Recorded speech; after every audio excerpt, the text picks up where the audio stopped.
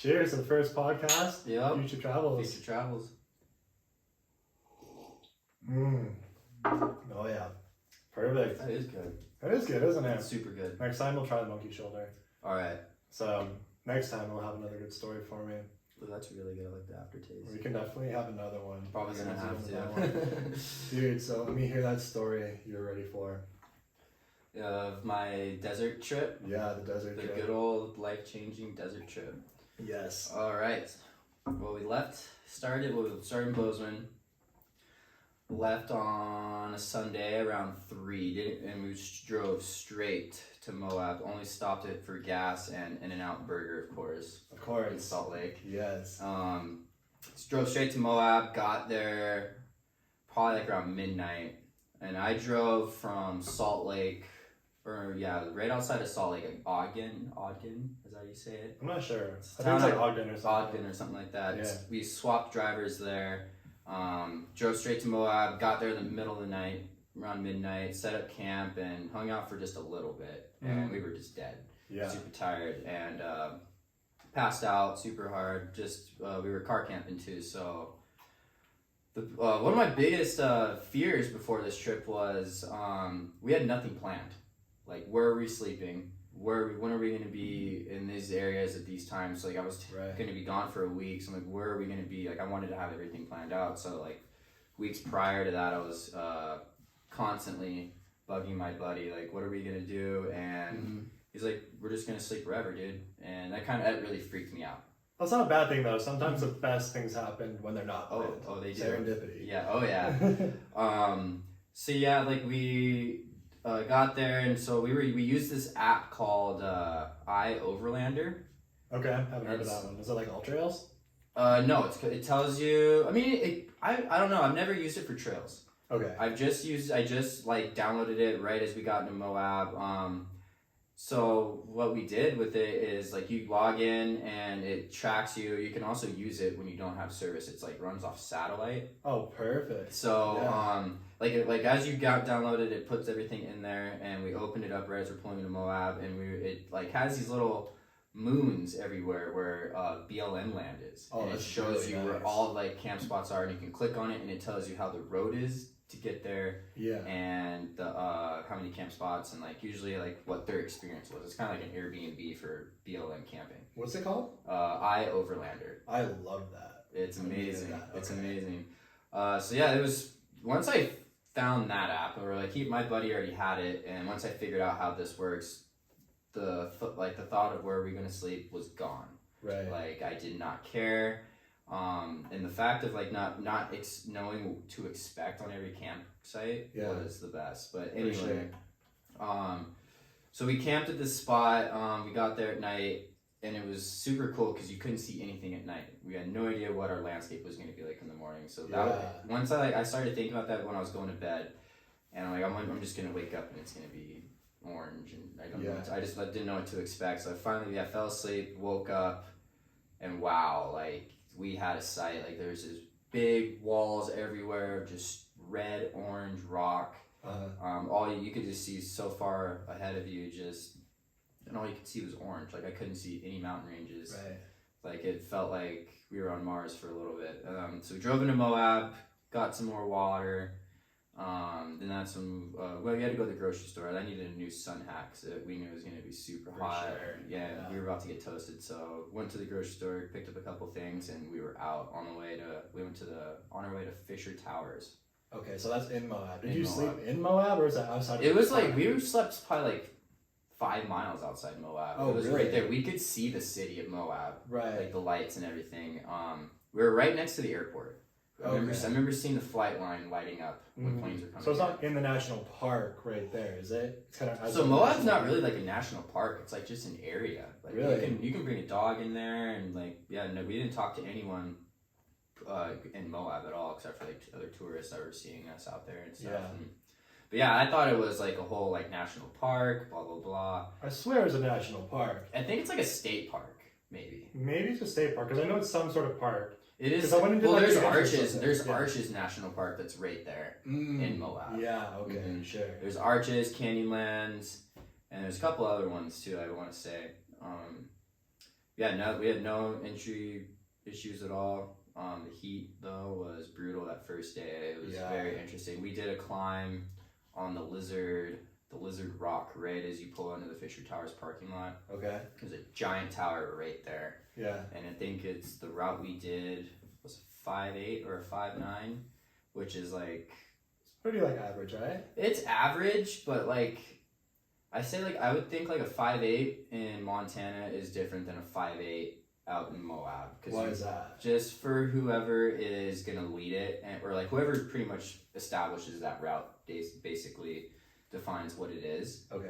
And just the way it was like I think here it'd probably be like a 5'12". Dang. Yeah. I couldn't do that. It was there was two times on that rock where I was like, I think I'm gonna come down. I don't know what to do. But luckily, like my climbing he's my climbing mentor basically. He pushes me super hard, and he got me to get up there. And there's like the last section, and it overhangs out a little bit. Those are tough. That was to commit to that, and just to tell me, like, that was hard. That was it was a mental struggle for sure. Yeah. It was very scary, and like there was a couple people watching me from the parking lot, and I could hear them like, oh my god, he's going for it. And but the feeling you get when you get to the top of that, stuff like that. So you did it. Oh, I got up there. Oh yeah, I did it. I did it. Wow. It was very rewarding, and I sat up there. My buddy's a professional photographer too, so he was like, stay up there, do what you want, and he just walked around basically the whole tower and just took photos of me of the landscape and stuff. Only did that climb once. I would say like it was 10:30 when I rappelled down, and it was already like in the 90s. And we were like, all right, if we keep climbing, we're gonna be done. So we went and hiked around the Fisher Towers. We were looking for another route in the shade, but it wasn't possible. Like it was just so much. The routes we did find in the shade, I think, were just brittle. So the sandstone out in Moab, like that whole southern Utah area, it can be very brittle. So it's all like sandstone. So how hot does it get? Like as far as like the holes? I don't remember the rock, like how hot, like in temperature. Yeah. So like when you're on the hole on a rock, like is it like super hot to the touch? Oh, no, I wouldn't necessarily say that. It's warm. Yeah. It's definitely warm, but I never experienced anything hot. We would only climb in the mornings though. We never climbed in the middle of the day. Yeah. We were always out doing other shit. Can we cuss? I mean, I probably should limit it though. Yeah, I'll try. I'll work on it. Demonetize you right away. We did that. So did the climb, and then we walked around the Fisher Towers, and I was looking at this one route called the Titan. Okay. And it's just a big wall that just goes straight up, and it's very skinny. And you could just see routes all the way up that. Yeah. And that right there, I was like, I'm coming back and I'm going to do this one day. Like, I'm going to do this. Did you do it? No, absolutely not. It's I think it would rate it at like a 515A. Dang. And that's like nothing like I would ever do out here in Montana if it's rated that there. Right. Yeah, I feel like the ratings there are way higher or lower. So for people that don't know what the ratings are, what do you think the easiest is? Like a 5.6? Yeah, a 5.6, 5.5. Yeah. So what's the hardest? Like 5.15, 5.20? I think I don't even. I'm still new into climbing. I'm not sure how high it goes. Yeah. I haven't really paid attention to that. I think the highest I've seen is just in lettering is like a 5.15, like A or B or C or something like that. Yeah, that's the highest I've seen too. Or like 9A. I think I know there's a rating called 9A as well. But I don't know, that could be a 5.9. I don't know. I need to read more about that. I've just been, is this the route? All right. And I usually, every time I go climbing with my friend outside, like out of the gym, I never ask him what the ratings are until afterwards. Really? Yeah. Well, he knows how good I am, and I trust my life 100% with him. Yeah. Because he knows what he's doing, and he knows what I can do, and I like it that he likes to push me. So. Do you get worried about your life? Never. Oh, okay. Never. No, the first climb I did, I was really scared, but then once I got it all clicked, I wasn't. It was gone. But once you start getting into like the traditional climbing, where there's like all you have is maybe bolts on top. Yeah. And you're climbing up there. There's no top rope or anything, and you're putting cams into the cracks or into like crevices. you can die on that type of stuff because you're putting all your faith into gear. Because like, so in Moab, it's all like sandstone. So does it like have as like strong of a hold, like with your if you can get it pretty deep in there, because the more you pull on it, the more it expands. Okay. Yeah. So we had no issues with cams. Honestly, I was some routes I would follow my partner up and clean it and take the cams out, and a lot of the times it would be really hard to pull the cams out. Really? Like I almost like I can't get it out, and he was like, it has to come out. Like you have to get it out. That's money on the wall. They're like $100 a piece. Yeah, and it's like kind of littering a little bit. Yeah. Which you don't want to do. Oh yeah, we found a rope in a crack in Zion, and he was like, what the hell? Like someone just left it there? Yeah, I just left it there. It was you could tell it was been there for a while too. Really? I wouldn't trust that. I wouldn't trust anybody else's bolts or anybody else's ropes. Yep. Like, I feel like you have to trust your own gear. Well, depends on so there is sport climbing that's like when there's bolts pre-drilled all the way up to the top. Sure. Yeah. And I what I've been told, I've never done it yet. I haven't done it yet. But I've been told like if you pay attention to the bolts and if you see that they're rusted, that don't do it. Don't even touch that route. Yeah. And then like always fill the bolts. Like there's always gonna be one you can definitely feel right off the bat, and if it's moving, no bueno. For sure. Yeah. No way. No way. So, but back to the Moab. After like scouting out all the routes that I want to do in the future. Yeah. We decided that it was super hot and we needed to seek shade super quick. Right. So we ate some lunch, and how we ate the whole trip was amazing too. So my buddy, climbing mentor, is an ambassador for JetBoil. Okay, wow, that's cool. So he takes photos for them, and so he had JetBoils, and we were just using those, and I was also just using the freeze-dried meals you buy at like the outdoor store, the Packers Pantry. Those were amazing. Lifesaver too. Like I was getting this fettuccine Alfredo one, and it was like 2 servings in one bag, and I would get like 3/4 of the way full and be so full. Damn. But it also have energy afterwards too. Like it would give important. it would give you amazing energy. But I was also eating the MREs, like the military ones. I don't know what those are. So like they're in big old brown bags. It's what the troops eat over in overseas, and so they're loaded with carbs. Oh, like absolutely jacked with carbs. Yeah. So I would eat one of those and be bouncing off the walls, like listening to music, running around, just like looking at shit and just soaking everything in. It was the best. Yeah. Eating those. Like next time I go out there, I'm definitely just gonna bring maybe the fettuccines and then the MREs. We were eating because it came with like chili and apple pie and stuff like that. It was some crazy stuff. Nice. But we went seek some shade, and it was right on the edge of the Colorado River. Right. Yeah, it's really muddy too. It was so the first spot we found I thought was legit. Yeah. It was still kind of in the sun, but it was slightly shaded, and we walked down there, and you could see how the mud had cracked.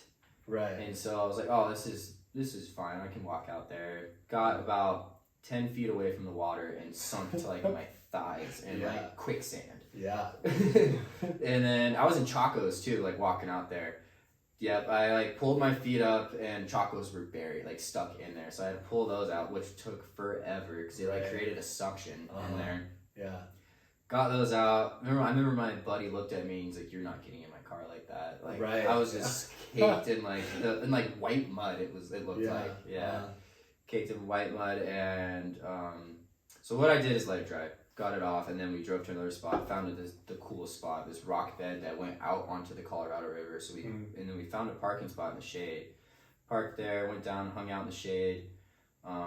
Pretty much waited till it got like sunset, and then we went back to the Fisher Towers and got photos. And we were gonna do a route out there, but it was you could see it like in the distance, but by the time we would have got there and got set up and like got on the rock, it would have been getting dark, and we were actually out of batteries, I believe, for our headlamps. So we had to go back into Moab anyway. So we kind of scratched that idea, got back in the car, drove back into Moab, got what we needed. And then hop back on the Overlander, like literally leaving Moab, like I wonder where we're gonna sleep tonight, and jump on the phone, found a camp spot in 5 minutes, and stayed there the next night, and then the plan was that the next morning head to Indian Creek. Okay. So Indian Creek it's still considered Moab, I guess. So it's in that general vicinity. It's in that general area, but it definitely took like an hour and a half to get there. Dang. Yeah, Okay. but I remember looking on maps and it says Indian Creek, Moab. I'm like, Perfect. Moab just must be like an area of Utah. Yeah. So but Indian Creek is known for it's a climbing mecca. It's a huge climbing mecca. Okay. So there's like big sandstone walls, like shiny sandstone walls, like the most beautiful cracks I've ever seen. Biggest walls I've ever seen too. They're probably like 1,000 feet tall, maybe. That's intimidating. Yeah, it's very intimidating. Oh my goodness. Very intimidating. So we got there and it was the coolest sight ever. Like we were, my buddy knew exactly where we're at, and when he's like, we're gonna pull in this parking lot. It's like the most popular parking lot for climbing. It's like the best area of Indian Creek. Yeah. One car was there. It's supposed to be packed. Why was there no one there? I think it was just because into like the tourist season or something. When was it, like late fall or what? No, it was in the middle of September. Okay. Yeah. So yeah, it was like it was starting to cool off a little. It was still hot to us, so it was in the 90s. Yeah. One car in the parking lot, and we're like, this is gonna be sweet. And they were climbing right the route right next to us. But yeah, we got there, walked on the area, and my buddy couldn't really find a route that he could do. Like there was the routes that were all up there were like rated 5.9, and he's like, yeah, this is not a 5.9 to me. Right. Like there's a couple routes that like literally just a crack in the wall that he tried to get up, and like all you do is you shove your fingers in there. Oh, and you wedge your toe. They call it turning the key. Okay. So you shove your toe in your foot and you turn it, and you can just stand there. Yeah. So he got up probably like 6 feet and got off and like whipped and was like, all right, yeah, whipped a couple times, and he's like, dude, let's just walk around this place. And we're walking back, and these guys, this group saw us, and it was a bunch of girls, one guy, and we started headed back down. The guy was like, where are you going? Like, where are you guys going? You guys already done? And like, he's getting whipped too hard, and the guy was like, oh, come check out this route, and it's called the Twin Chimney, I believe, or twin something. Gorgeous route, 2 cracks going up like that with a wall right there that you could like lean on. Yeah. Me and him just ended up lapping that route like 6 times. Really? Each. Yeah, we were just going up and down, taking photos, doing GoPro shots. Love it. Yeah, we pretty much we did it till we like could not feel our arms anymore. Oh my goodness. And like the same, like you can climb as long as you want out there. Like if you have the energy to do it, because you don't really mess your hands up. The sandstone is so soft. Yeah. Like it's the soft. Like if you go like that, you can see it kind of brittle away. It's kind of scary. It is scary if it rains. When if it rains, that's when it's super slippery. Waterfalls just pop out everywhere too. Nice. That'd be cool though. Yeah, and that's how the cracks are all formed too. There's all the water, because all that sand's super hydrophobic. Okay. So water just doesn't seep in; it just goes everywhere. So what about the rocks here? Are they all granite or? Yeah, this is all granite, limestone. Okay. I think it's limestone. Are they like hard? Oh yeah. Like super sharp? Oh yeah. Like when you climb, so when you climb crack, you want to tape. Like I like to tape my knuckles and my hand, just my palms. Yeah. Just have like those two. A lot of people tape all the way down to their wrist. Dang. Because they're shoving their arm in there, and they're like bending their arms, like their wrist is basically holding them in there. So what's that movie? It's like 127 hours or something. I was gonna watch that the other night. You should. I think freaking scary. Is that's with who's in that? It's like what is that guy's name? He has a brother that acts too. Oh, it's James Franco. That's right. Yeah. Yep. Yep. And I remember that. As soon as you said the brother, clicked. That's what scares me. Is like what happens in that film. Like his arm gets pinched in between a rock and like a wall, and like I think about that happening during climbing all the time. Like, I'm trying not to think about that stuff. Like, what if you get on a wall and you're like, oh. So one of the things we were testing when we were up there, like every handhold you grab, we take our fist and hit it. Yeah. And if we can hear when a rock's loose, for sure, like it makes a way different sound. Like if you hit it the other way, it's gonna hurt. Right. And it's not gonna do anything. So there was one section I hit, and I was about to grab on it, and it was a big old shield of stone. Yeah. And yeah, one of my worst fears is someone climbing above me and then ripping a piece of rock off, and I'm laying them below and getting smushed. Do you wear a helmet? I wore a helmet the first time when I was out in the desert, and then now when I climb with my buddy, I do wear it now. I don't have one though. It's his. He has like a spare. I need to go get one. Climbing gear is expensive. All gear is expensive. Whatever sport you're doing. It's super expensive. So I did lap those routes up in Indian Creek, and we got back to the car, made some food, and we decided let's spend the next 3 days in Zion. Yeah, let's go out there. All he wanted to do was hit Indian Creek and Moab, and definitely climb in Zion. But he's like, "Yeah, my stuff's done. Let's do what you want to do." Nice. So went to Zion. We got done climbing probably like around noon or like 1:30. Okay. Made some food. Super hot, so we were like, "All right, let's get out of here." Saw that from Indian Creek to Zion was about 7 hours. So that's pretty far. It was far. I thought Zion was like on the other side of like the ridge and everything. No. And we had the area we were at in Utah, we had to drive into Arizona, right by outside of Flagstaff, and then drive up back into Utah. What? Yeah. That's weird. But it was super cool because we were able to go through Monument Valley. Okay, I haven't heard of that one. So it's like where all like the old westerns were filmed. Like if you ever see like desert land, like big old backdrops, it's definitely Monument Valley with like the towers. Nice. Yeah, it's Monument Valley. It's where, do you remember the scene in Forrest Gump when he's running? He has the beard. And he's like, I think I'm done. I'm done now. That's right in Monument Valley. Like we parked there, took some photos. We got there right at sunset though. It was kind of hard to see, but it was sweet. And then I drove the rest of the way to Zion. I think from there it was like 4 hours. And driving in the desert in the middle of the night is an experience. Why? You just have these weird feelings. Like it's just a lot of weird energies. You're going through like these interesting towns. Like we went through a town called Mexican Hat. Okay. It was very weird. Very gorgeous landscape. So like those big old Sedonas everywhere, and I think that's what they're called, like the big old plateau things. I think they're called Sedonas. They're everywhere. And then as soon as it got dark, I just remember like being so excited. Like you could just see this sand getting redder and redder as we were getting closer to Zion. Got to our camp spot in Zion using our Overlander. Literally took 5 minutes and found one of the most gorgeous camp spots right outside the gate of Zion.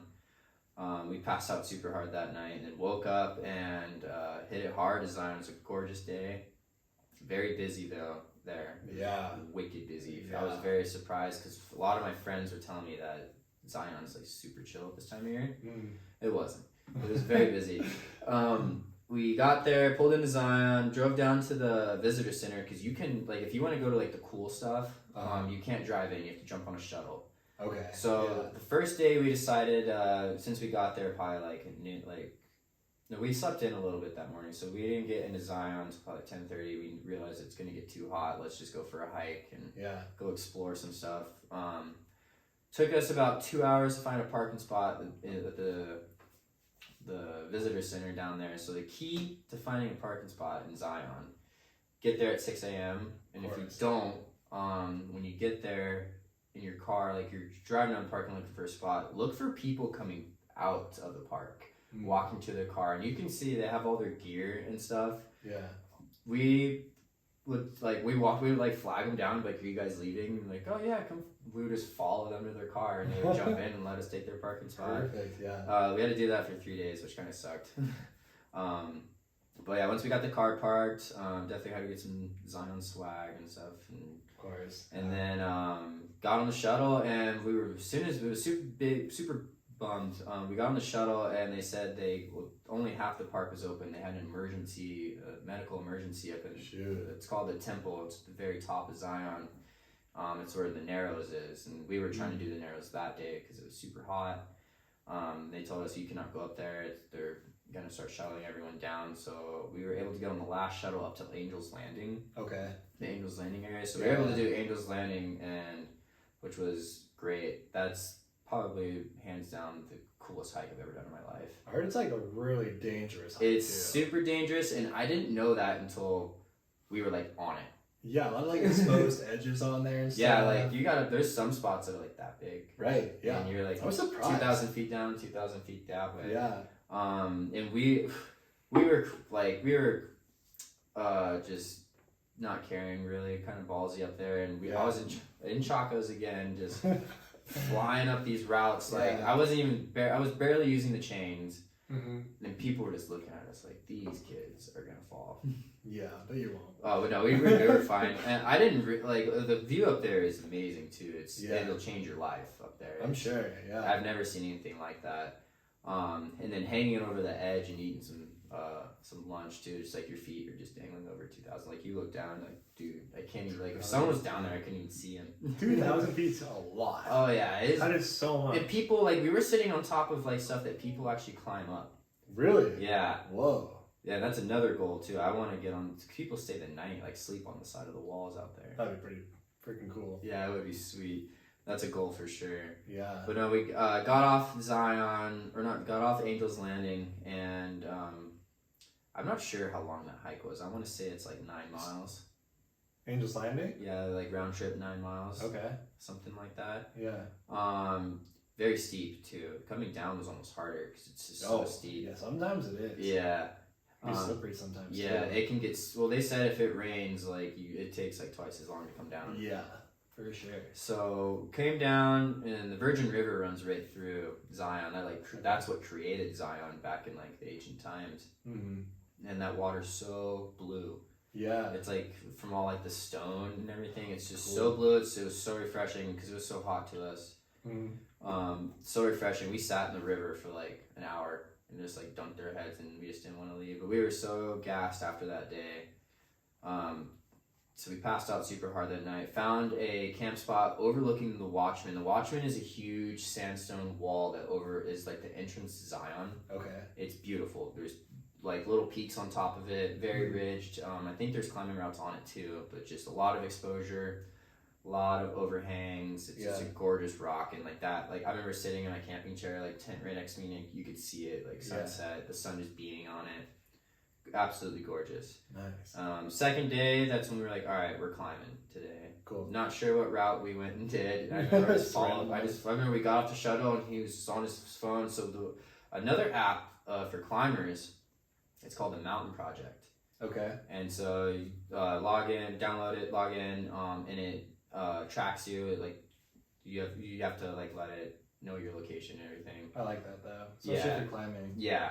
So, and then this is all, once it like turns on, you get everything loaded, and then you go out, like it still works if you're out in the backcountry. Nice. So, and it tells you, it like has circles everywhere, and it's have the number of routes are in your area. So like he just would see a route, click on it, oh, we can do that. And yeah. I remember we just got off the shuttle and started walking down the road. Perfect. With our gear. And yeah, found a route in the shade. Right in the morning, it was my first crack climb too, like deep crack. So like you're going in like that? You started out and it was probably like that big, and then it got to the point where I could get in it. Oh, cool. Yeah, and was basically like climbing up a chimney, and then you could also stick your fingers in there and put your feet on the walls, and just it was so much fun. Once you got in that big crack, it was sweet. But I remember before I was struggling, like right when the crack started opening, I had no idea what to do. Yeah. And I was really starting to freak out. Right. And get scared because my buddy was actually belaying me up above, not below. I didn't know you could do that. Yeah, you do it when you do multi-pitch. We were going to do a multi-pitch, but we couldn't see the other route, I think, so we decided to go back down.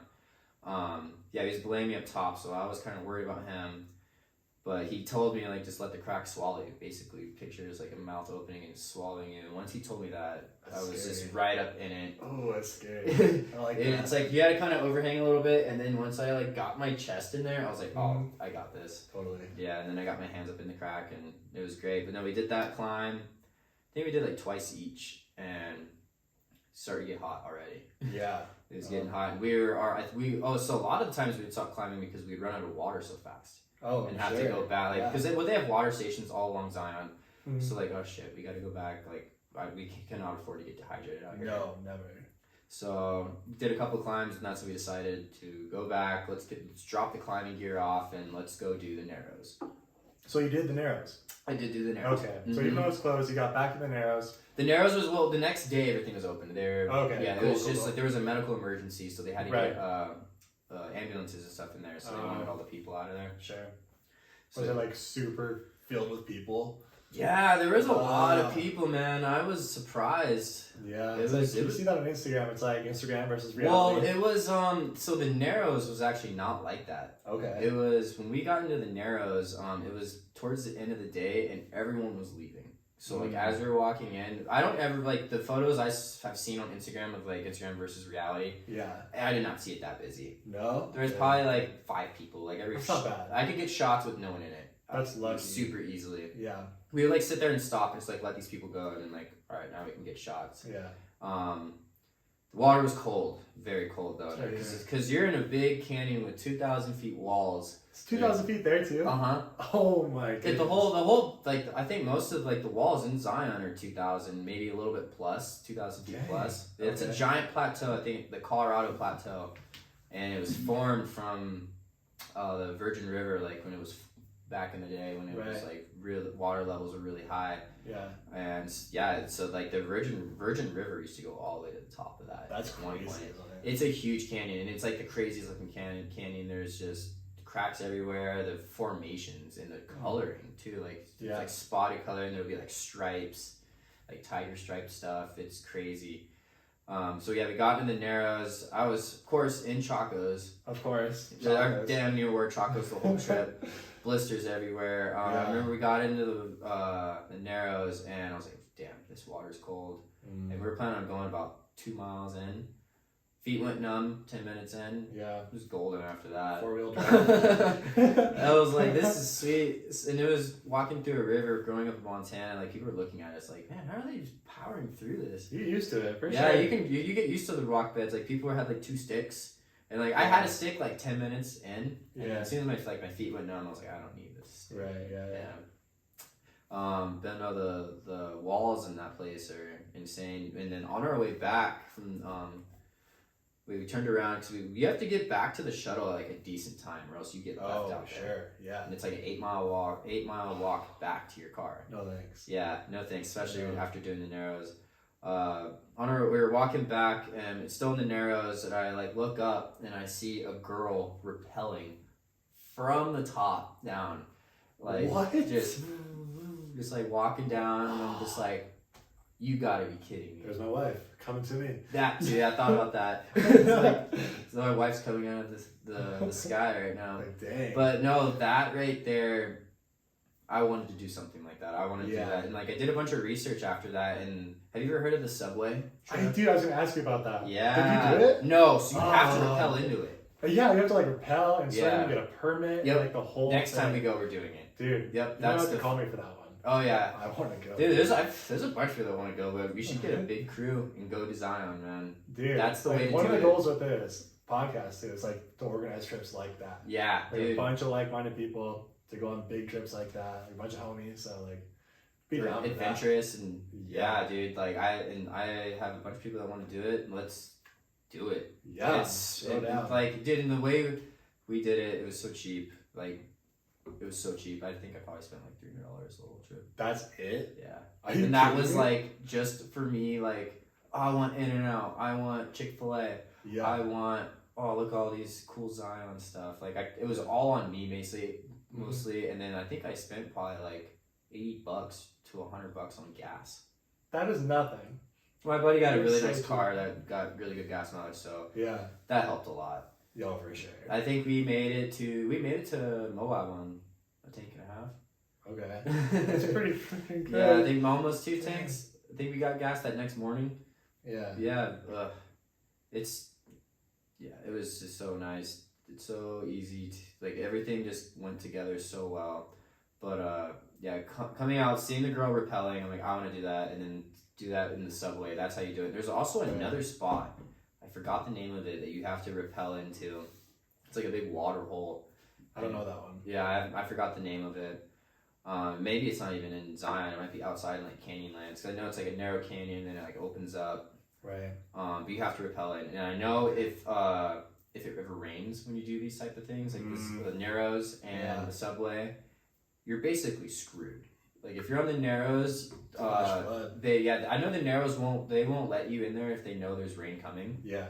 But like if it does come, there's like sirens that go off and they're Yeah, like yeah. get out of there because it's about to get crazy. Mm. But like if you're in the subway, I think you're screwed. Like you're in a washbowl. Like it's just gonna you're in a like an It's like a literal subway with Yeah. a train in it. It's beautiful. yeah, But like water just comes flying through that. It's No like thanks. crazy. Luke, I get some more whiskey.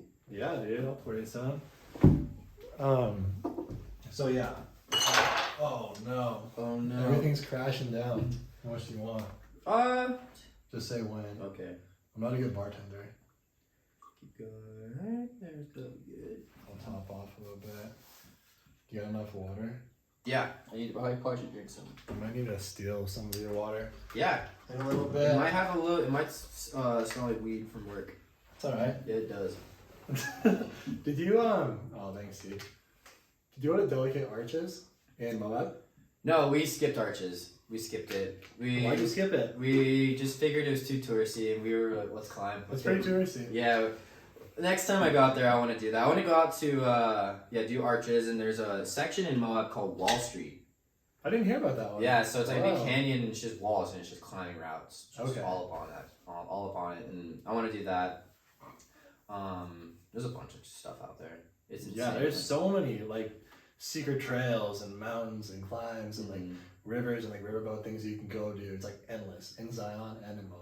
Yeah, and then like Bryce Canyon, like it leads up to like Canyonlands and everything. Like there's so much out there. I guess Bryce Canyon is like pretty underrated. That's what, yeah. No one really goes out there, but I remember Yeah. hearing like we'd be on the bus in Zion and people would be talking about Bryce Canyon. Yeah.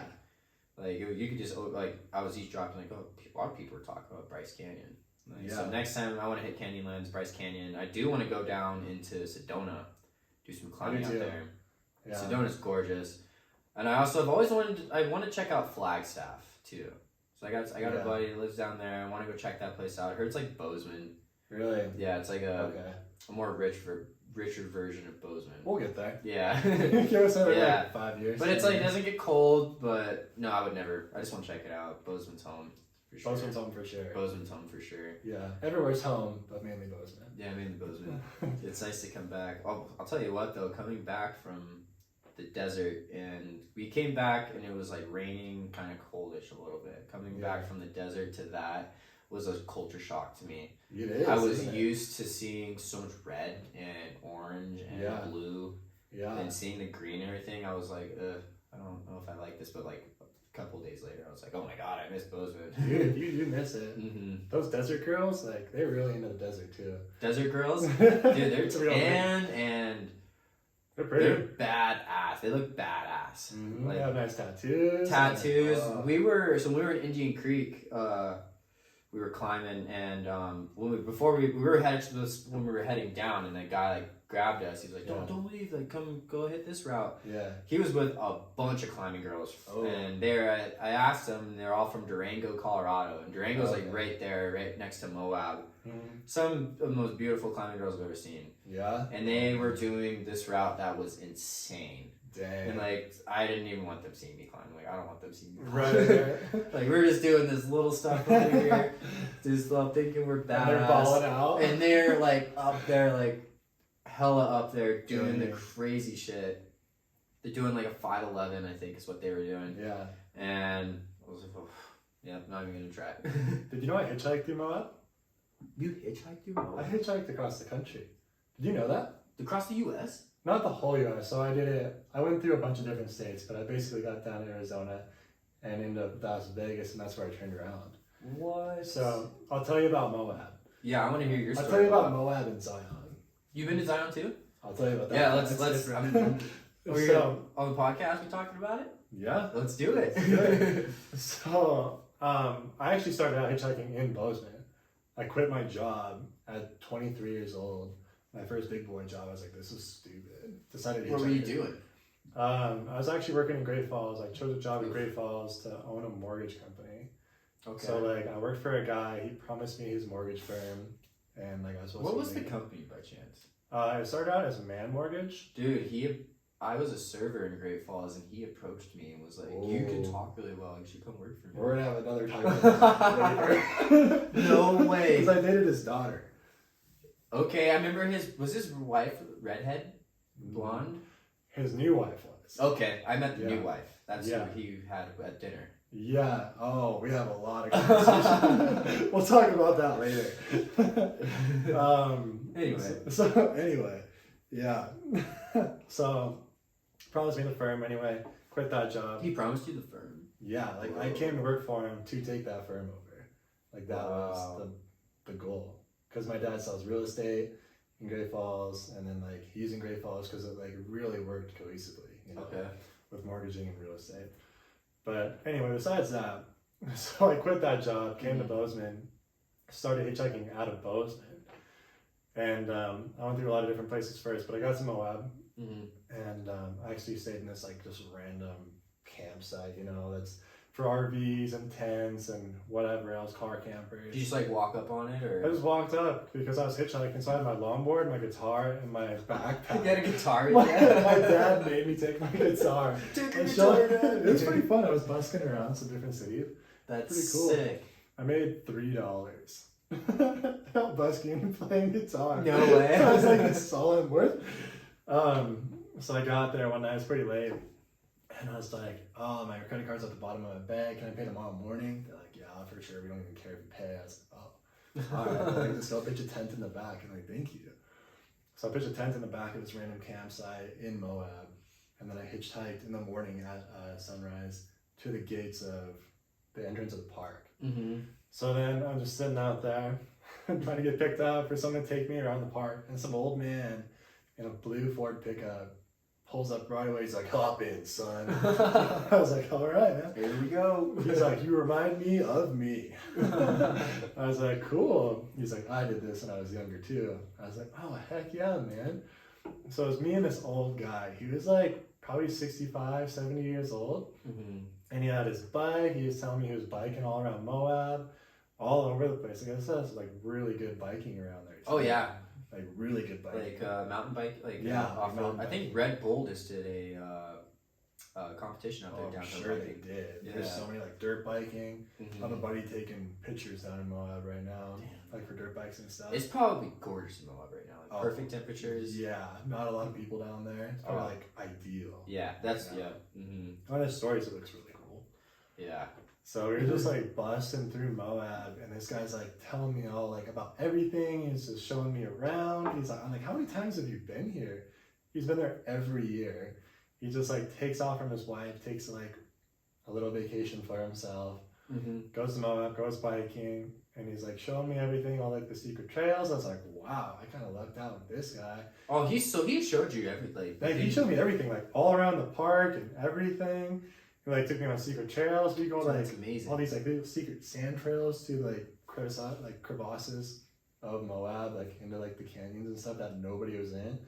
And like we were just playing in the sand. He was like my personal photographer too. And it was like so much fun just to hang out with this old dude all day. Didn't even, you know. Dude, it's crazy. The things you don't expect happening are almost like the Yeah. most rewarding. And Yeah, like for sure, dude. like, It was so much The fun. universe just handed you this old dude, like a basic tour guide. But he was so that too, but he was so happy to like have a friend there too.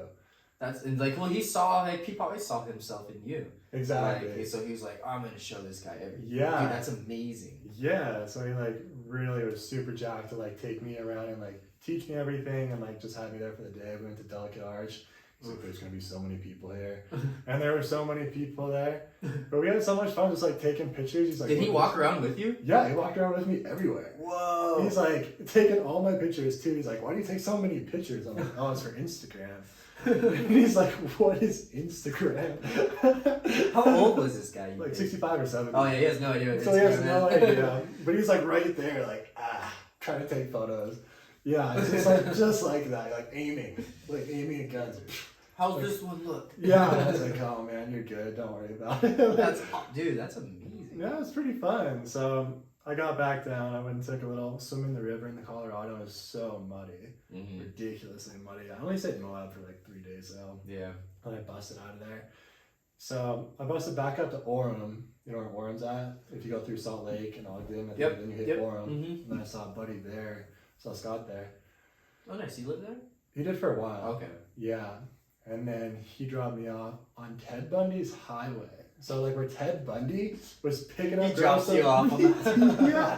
Where Ted Bundy dropped like or picked up girls and murdered them. Like, he dropped me off on the highway there. Like, Ted Bundy was like killing people on. I was like, whoa. Thanks, man. And I was hitchhiking. I was like, oh my God. But he didn't know that. And the first person that picked me up, he's like, why are you hitchhiking here? Yeah. I was like, it's a road. He's like, this is where Ted Bundy like killed people. I'm like, whoa. I'm like, oh, I gotta be careful. And it was like this really sketchy dude in a little van. I'm like, oh no. Oh no, here we go. I was like, here we go. It's like, give me a precursor. I'm about to die. So he's like, where are you going? I'm like, I'm trying to go to Zion. He's like, I'll get you this far. So he took me to a town, didn't kill me. I was like, all right, perfect. And so did you go? So there's two ways you can get to Zion. You're already in Moab. So did you go down through? No. So I went to Moab, back up to Orem, okay. And then on that like highway interstate, one of those like I think there's a highway up there. So I went up to the highway that like led down to Zion. So it's kind of on the left side of Utah. Like if you're facing south, left side. Yeah. Okay. So it's on that side. Over that highway, there's a highway right by, or interstate and highway right by it. So we're going down on that road.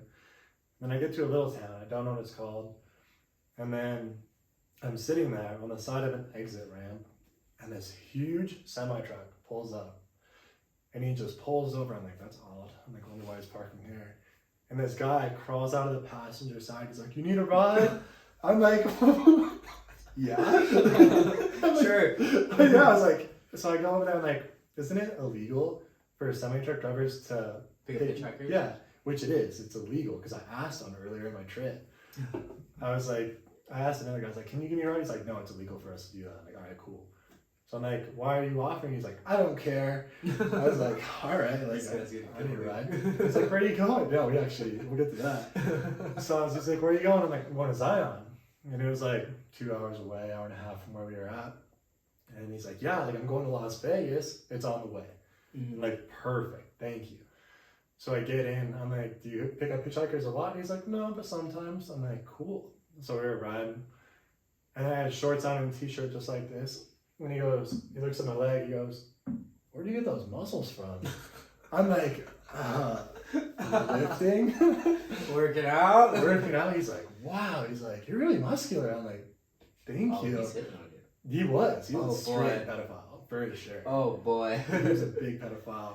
And then he goes, do you think you can take pictures of yourself on my phone? I'm like, wait, what? Yeah. I was like, I don't know. I was like super scared at this point. I'm like, what is this guy gonna do? You're in the truck.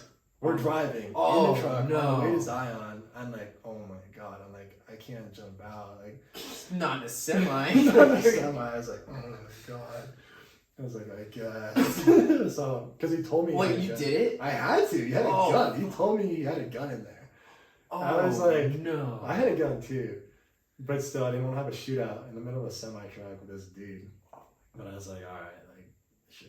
And I was super scared. Like, I was super nervous.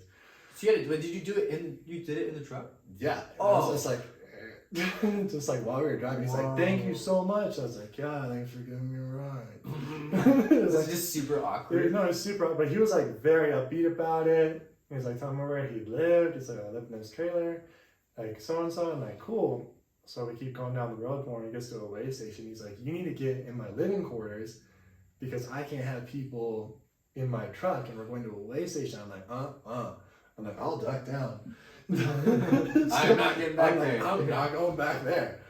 So I ducked down when we got to the way station, got out of the truck, came back, and he's like, all right, let's go. We're good. I'm like, all right, let's go.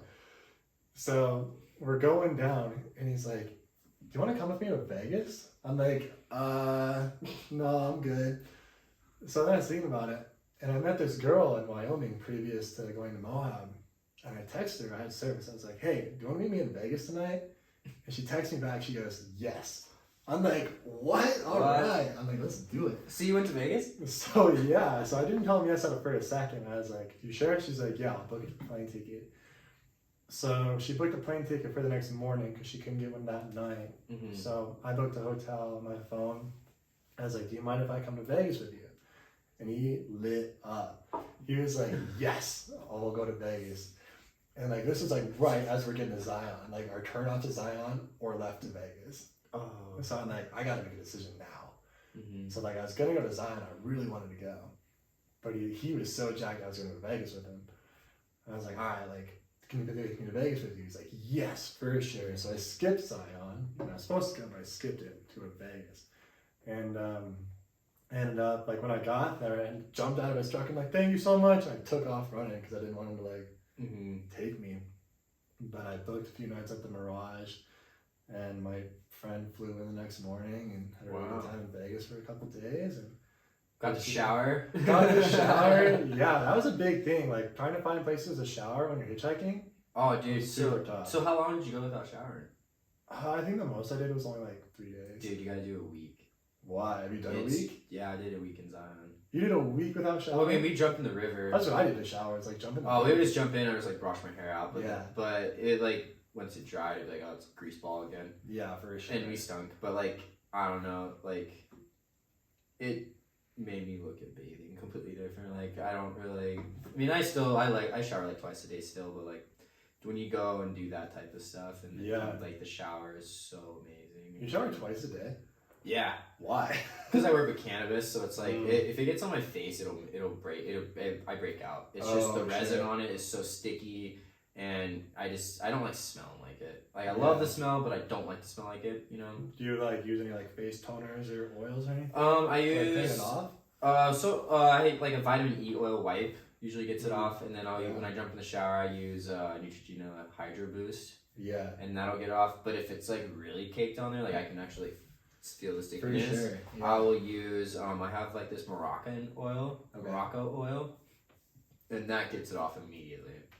Plus MC2 oil will get it off super easy too. That's like it's like a really liquidy coconut oil. Okay. When I was working concrete in college, I'd get all that concrete. Oh yeah. Place too, and just layers of dust and concrete, and like same thing. I have to like shower and scrape it off. And some sort of like Neutrogena. And you have to use something that's not gonna ruin your face. Like some people's skin, like mine, is like super sensitive. So like I can't be sitting there like scrubbing it. I gotta like put something on it, and it like has to start running off, or I'm screwed. Dude, I'm the same way. Like, even now, like, I take very good care of my skin. But it's gonna pay off for us when we're older, though. Yeah, it is gonna pay off really well. I had these tea tree oil wipes when I was in Zion.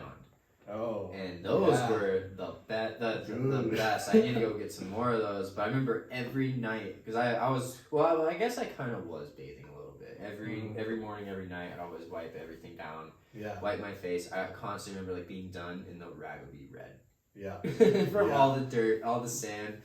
Like this is so cool. Those are nice for sanitary though too. Yeah. For like sanitary reasons, like especially when you're not showering, that was a big thing. When you're hitchhiking or doing whatever, and you're just camping, you're like, oh my goodness, like I need to clean myself. Like those wipes are important. Oh, dude, yeah. They're lifesavers. I remember like I would be like out climbing and stuff. I'm like, oh, kind of stink. But as soon as I use a wipe, I'm like, oh, I'm good. Dude, yeah, I'm all about this. And then on our way back, we saw my cousin that I haven't seen. One of my first cousins I haven't seen in like 13 years, and she never said anything about us stinking. So I don't know if she would have, but she's probably being polite. She's probably being polite to her family, but like, yeah.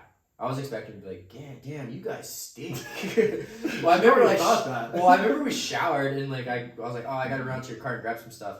And I got in the car, I was like, oh wow, this is an interesting smell. It's ripe in here. Dude, it's just stinking no shower, climbing in the heat. Ooh, not about that. So tell me about like your job. So you work with cannabis. And you work for an employer right now, right? Yep, I currently work for an employer right now. I'll probably stick with him for until he probably ever decides to sell the company, but not full time. I do wanna. So what I do for it's Collective Elevation. What I do for them is my main focus is rosin, but I do basically anything they need help with. I'm pretty universal over there, except for trimming. I refuse to trim. Okay. It's the most boring job. Plus, I have ADD so bad, so I can't sit there and be something like that. It's horrible. But what I want to do, I want to start my own rosin, and what rosin is a concentrate, like it's a dab dab. It's used or it's extracted without any solvents, so no butane gas, no ethanol. It's just heat and pressure. It's 2 plates that come down that are heated, and I squish keef is what the plant produces trichomes, And when the trimmers get a hold of the buds, they trim, and they have these trays that have screens, and the trichomes fall. Right. And then it builds up at the bottom. We do this strain specific too. So every time they're done doing a strain, they clean it out, bag it straight to the freezer. Okay. And then that's my product. And then whenever I'm ready to press, I'll grab that. Well, not ready to press even. It's a process before pressing. I'll take that keef and put it on different micron screens. It's just leveled out. Yeah. And I'll take a brush and just slowly and very carefully just move it around, spread it out, just kind of move it around, and all the plant material will stick in those screens with friction. Okay. So all the stuff falls through. So it'll start off as like a greenish, blondish, and then it turns out to be gold, like blonde, yellowish, and when you press it, it can sometimes come out white too, white color. It's actually really pretty. Yeah, for sure. And that's like one of the most purest things you can smoke when it comes to cannabis. Really? Yeah. So there's a lot of less cannabinoids in it. It's mostly like THCA and terpenes. Okay. And THCA is more a clear-headed high. It doesn't last as long. It's a really clean high. You don't really feel that slouchiness, drowsiness, can't think straight. I mean, if you do like 2 or 3 dabs in a row, you probably get to that point. But it's very clean stuff, and it honestly smells like candy. Really? It doesn't even smell like weed. So do you like do that more, or do you smoke joints? No, I only press I'll press probably for like 2 to 3 weeks at a time, 3 to 4 times a year. But now that we're about to go the state's about to fully go into rec, and with the sales and everything. I was gonna ask you about that. Yeah, what's going on with that? So that starts January 1st when you can for sure. So you can go into a medical marijuana store and you can get rec weed. So they're gonna have like weed that's for sale for medical, weed for rec. It's gonna be more expensive for rec, so I recommend getting your medical card if you smoke weed and you don't want to pay those prices. It's super easy. So yeah, once rec starts, like I'm probably gonna be full-time rosin. Really? And so, but with the rec coming in, that's gonna give me more of an opportunity to third party it. So other dispensaries that don't want to pay the money on to someone to extract it, or also don't want to pay the money in consulting for someone to learn it. The knowledge that I've gained in the past 4 years is worth 20 grand, I want to say. Yeah? $20,000 worth of knowledge. Wow. And people don't want to pay a consultant like 10 grand to come in and teach them how to do it. Why not for someone that already has the equipment? I have the equipment to do it. Yeah. Give me your stuff. All I need is a license. I'll press it for you, and you give me a couple grand, and we'll call it good. I think you need to up your prices. Well, I'm definitely gonna. Well, I have to start small and then see what I can do, and then you're not the first person that's told me that, because I just won 3 cups for I saw that. Yeah, Congratulations I won 3 cannabis cups. Thank you. It was something I've worked for very hard, and it's nice to say that I can actually make award-winning rosin now. So I could probably up prices for that. But just from talking to other people, they're just, I don't know, making $2 grand to $3 grand a day. That's pretty good money. Yeah. It's not bad. So I'm okay with that, but just knowing that I can up that, more motivation towards that. And so you said your employer maybe going to sell the company?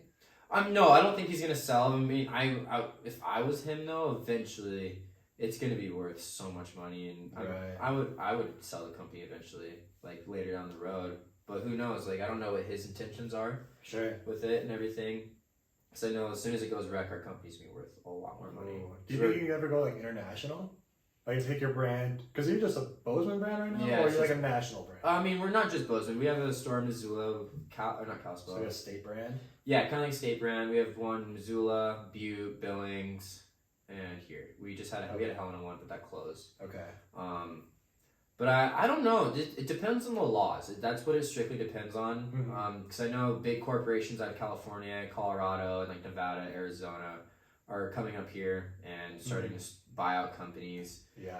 When the laws change, I guess it would have to go federally legal in order to do international. We can't nationally legal. Nationally, like going out of the state, it has to go federally legal unless the state allows access for people to do that. Yeah.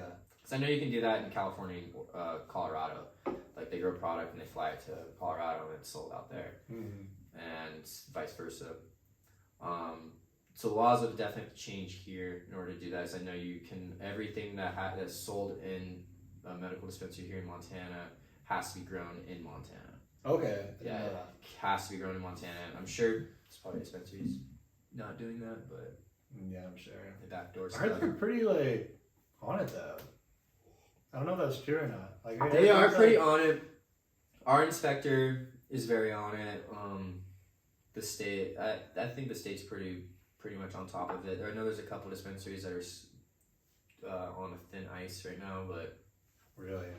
they've been on. There's So one not that's logging there's or what? what's that? Like not logging things right properly? I think they there was like a big quantity that was not metric tagged, and they're like, "Where did you get this?"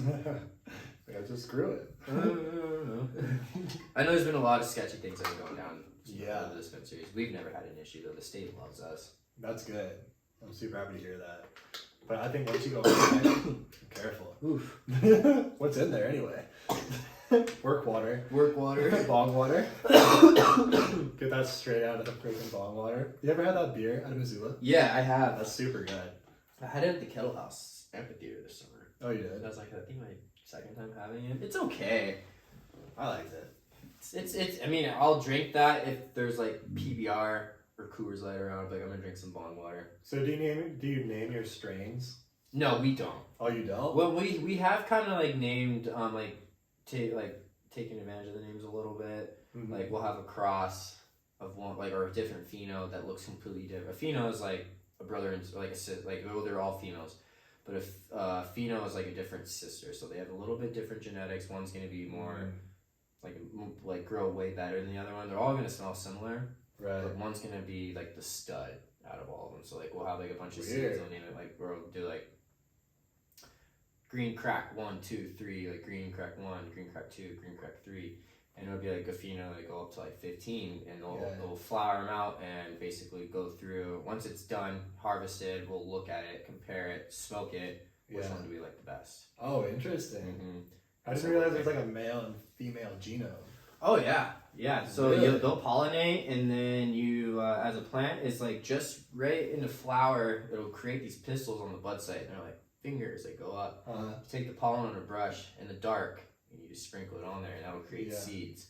Then you shake it when you harvest it, and that's your interesting your baby right there. I guess I didn't really realize that at all. It's a process. It's definitely like a year-long process, pheno hunting. Maybe even like a year and a half. Really? Yeah, it's a long process, and then once you get that winning one, though, it's like, all right, we got it. That's super cool. It's dude. interesting, man. So how did you learn all that stuff? Like, you didn't learn that in school, did you? You just got like from your employer, for sure. I got hired on with no experience. Really? Zero experience. My attitude and just me being me. I had coffee with my boss, and he loved me right off the bat. And I started out part-time night watering. My boss was doing a hydro, which is basically a plant singing cocoa, and you have to constantly be watering it. So I'd come in at night and water it for him. We're on a living soil ratio now, which is way nicer. But I would just come in and do that, and he was like, I've had no issues with you for the past 3 months. Do you want to come full-time? And you want to make rosin? Because I know you like to dab. And I did at the time. I dabbed a lot at the time. Yeah. And so I was like, yeah, let's do it. And Nice. on was history. Dude, congratulations. That's like a big thing, though. It's like who you are, I think, is more important than so many other factors. Mm-hmm. Like your character, your authenticity, your skills, and like your diligence. You need to know your yourself habits. too. You need to be 100%. Like you need not 100%, but you need to have an idea for yourself is too. But like the biggest thing too that I figured out is you need to love yourself. That's a long journey, dude. For a lot of people, that's like a 10-year journey. Like especially it started at 20. It's like a big journey to learn how to love, especially now. I just figured it out in the last year. Same. Legitimately. Like, yeah. Same. And like once you do, it's like a night and day difference. Dude, it's like it's almost like you just like, I don't know, Joe Rogan always talks about like, you know, you open up the tent and you stick your head out. It's like being inside of a tent and then you finally zip it and you're like, whoa. Yeah. This is what I've been missing out on. Like everything you need is right in front of you. If you pay attention to it. It's like, oh dude, it's like that paralysis by analysis thing. You're always stuck in your head. You're always comparing yourself to others. Like you don't love yourself, you know? Like especially when you're 20, you have all this trauma work to go through, and you don't even realize you have to go through it. Nope. And then you have to heal, and then you start to heal. You're like, oh my god, I didn't realize I was so messy. Mm-hmm. Like, and you think you have all your shit together. Dude, I thought last year at this time I was like, I got everything. Right, I'm so confident. I got I'm the it. guy. I got it. And if I could just go back and like put my arm around myself from last year, like, you don't even know, man. That's good though. You don't even know. I think it's good to like kind of be ignorant to it, because like when you do get through it, you're like, oh man, Mm-hmm. like you're so thankful. You blossom into this new beautiful person. It's the most beautiful thing. It really is. But trying to love yourself, especially now, dude, I can't get over how hard it is to like not compare yourself to others. It's hard, As a male, especially being a guy. Yes, Oh, it's very dude. hard. Climbing has helped me with that a lot. Yeah? How so? Well, before climbing, I told myself I would never climb ever, Why? because it was so dangerous. Okay. It was to me. I was like, why would someone in their right mind, like, what's the point of that? Right. Like, what are you trying to get at? So, but then I went through a pretty hard breakup, and I completely lost myself. Like, I had no idea who I was. I remember I had to go see a therapist, and I remember he asked me one day, and he was like, so what do you like to do for fun? And what did you say? Nothing? I'd like to be with my girlfriend? Yep. Like, check my phone. Yeah. Like, constantly looking at my damn phone. Yeah. And when he asked me that, that's when everything kind of was like, you need to do something. Do something. Yeah. And literally the next day, my climbing mentor, buddy, when are you going to come climbing with me, dude? And I was like, all right, fuck this. Like, sorry, language. It's all right. I was like, you know what? Screw this. Went to the second wind store, grabbed some shoes, and I was like, I'm just going to go for it and not think about it. And I was so scared. So scared. But after that first climb, Nice. everything changed. It made me, so climbing, what it did for me is it basically, the inner bitch that's in you likes to talk more than your true self. Totally. And so what I remember constantly going up like, oh, I'm 5 feet up, we should stop. Yeah. 10 feet up, we should stop. And I remember I got to this one spot and I was like, I don't know what to do, I'm gonna come down. And all my friends were like, you're not coming down, you're going to the top of that route. That was your friend that pushed you? Oh yeah, but I had a couple friends down there, and they were like, "Zach, we're not lowering you. Like, you need to go up." And Nice. I remember just being like, "What the hell am I doing out here?" Dude, that support system is vital. Yeah. Vital. Mm-hmm.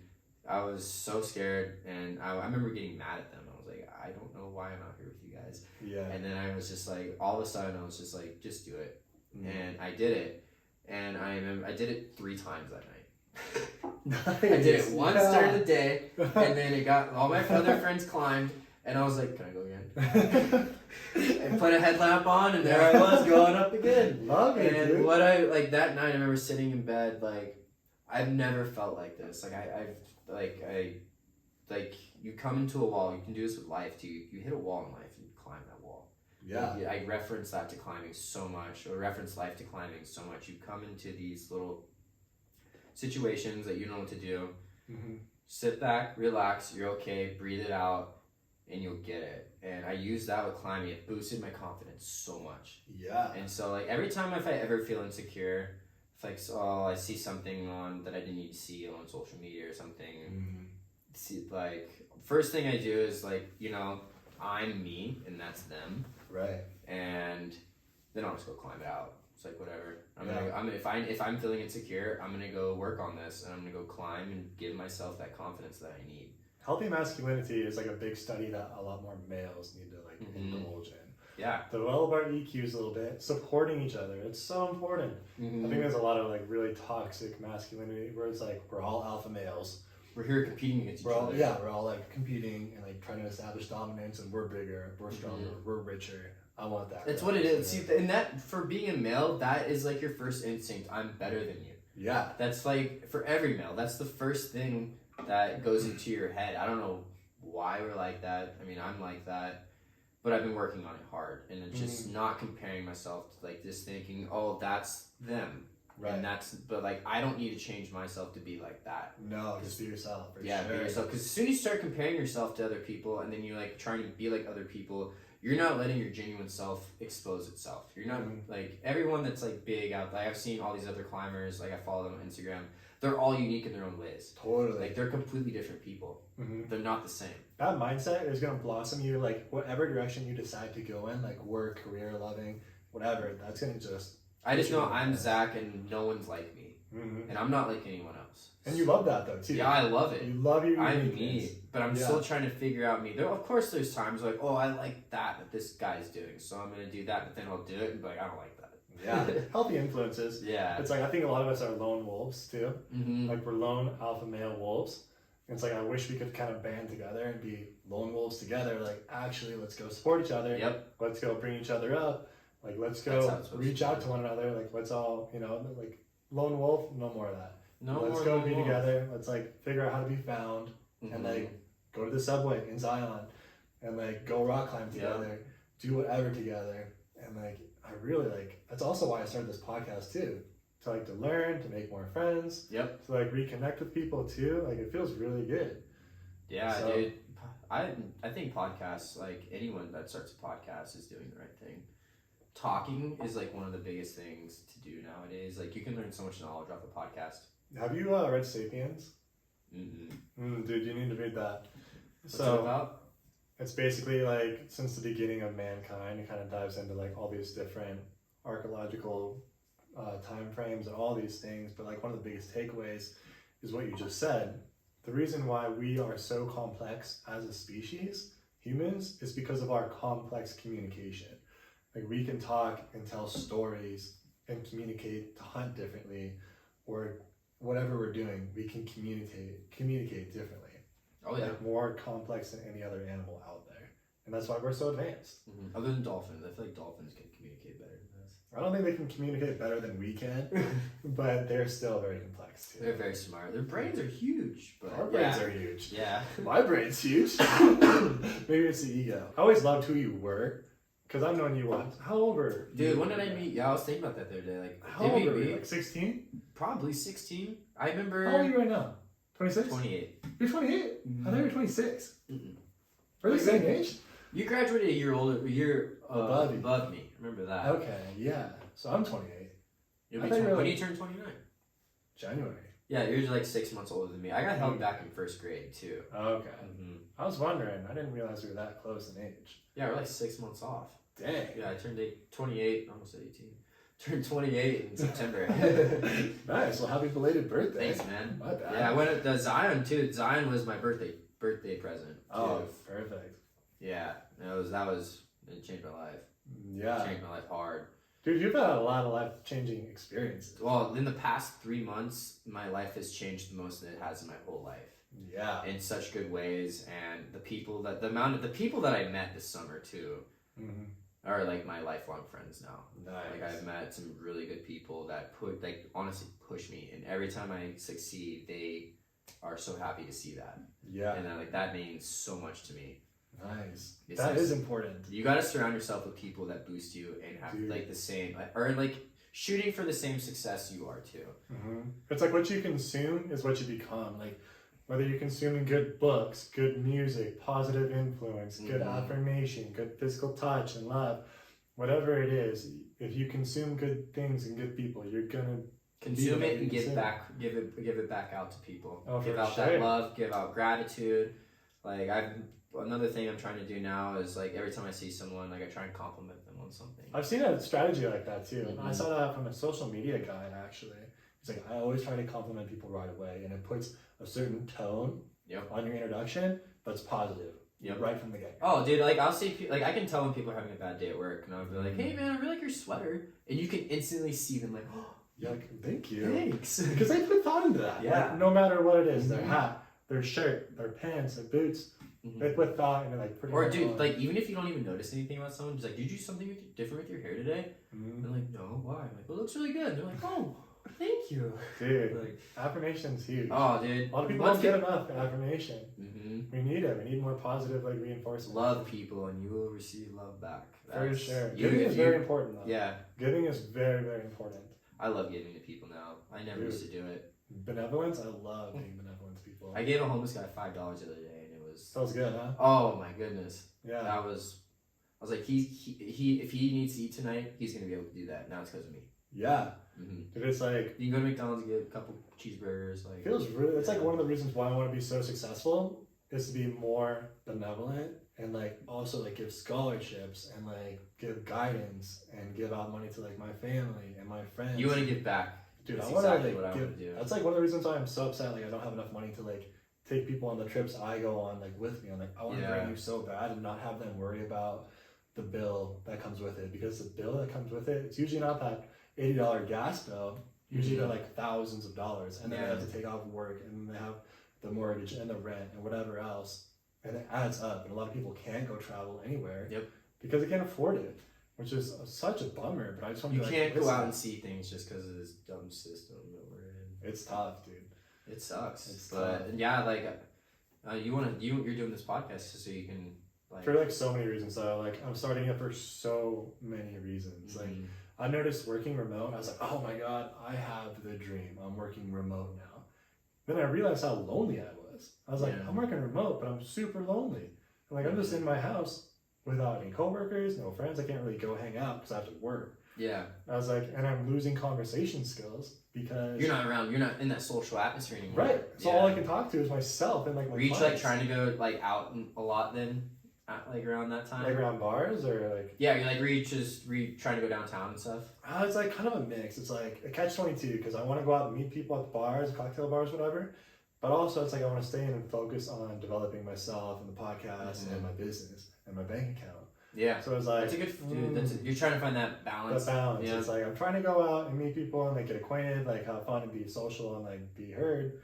But then again, I'm trying to like focus. You need to mix the two. Right, yeah.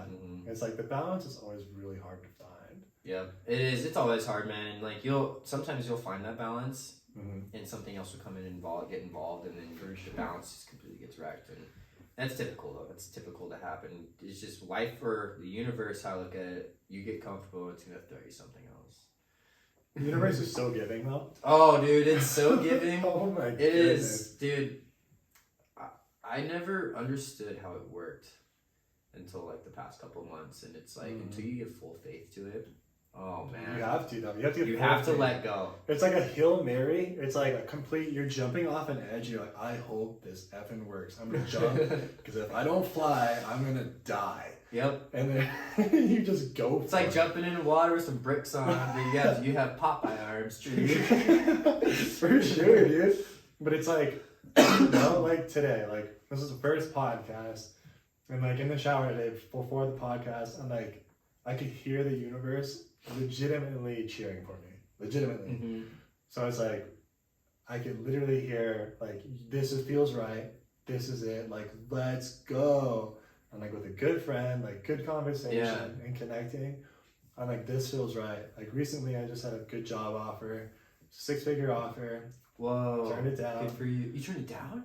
Yeah. Whoa. Because I want to do this instead. Dude, that's manifestation right there. Wow, good for you. It's like you have to believe in your own power. Do you have to? And when the universe sees that?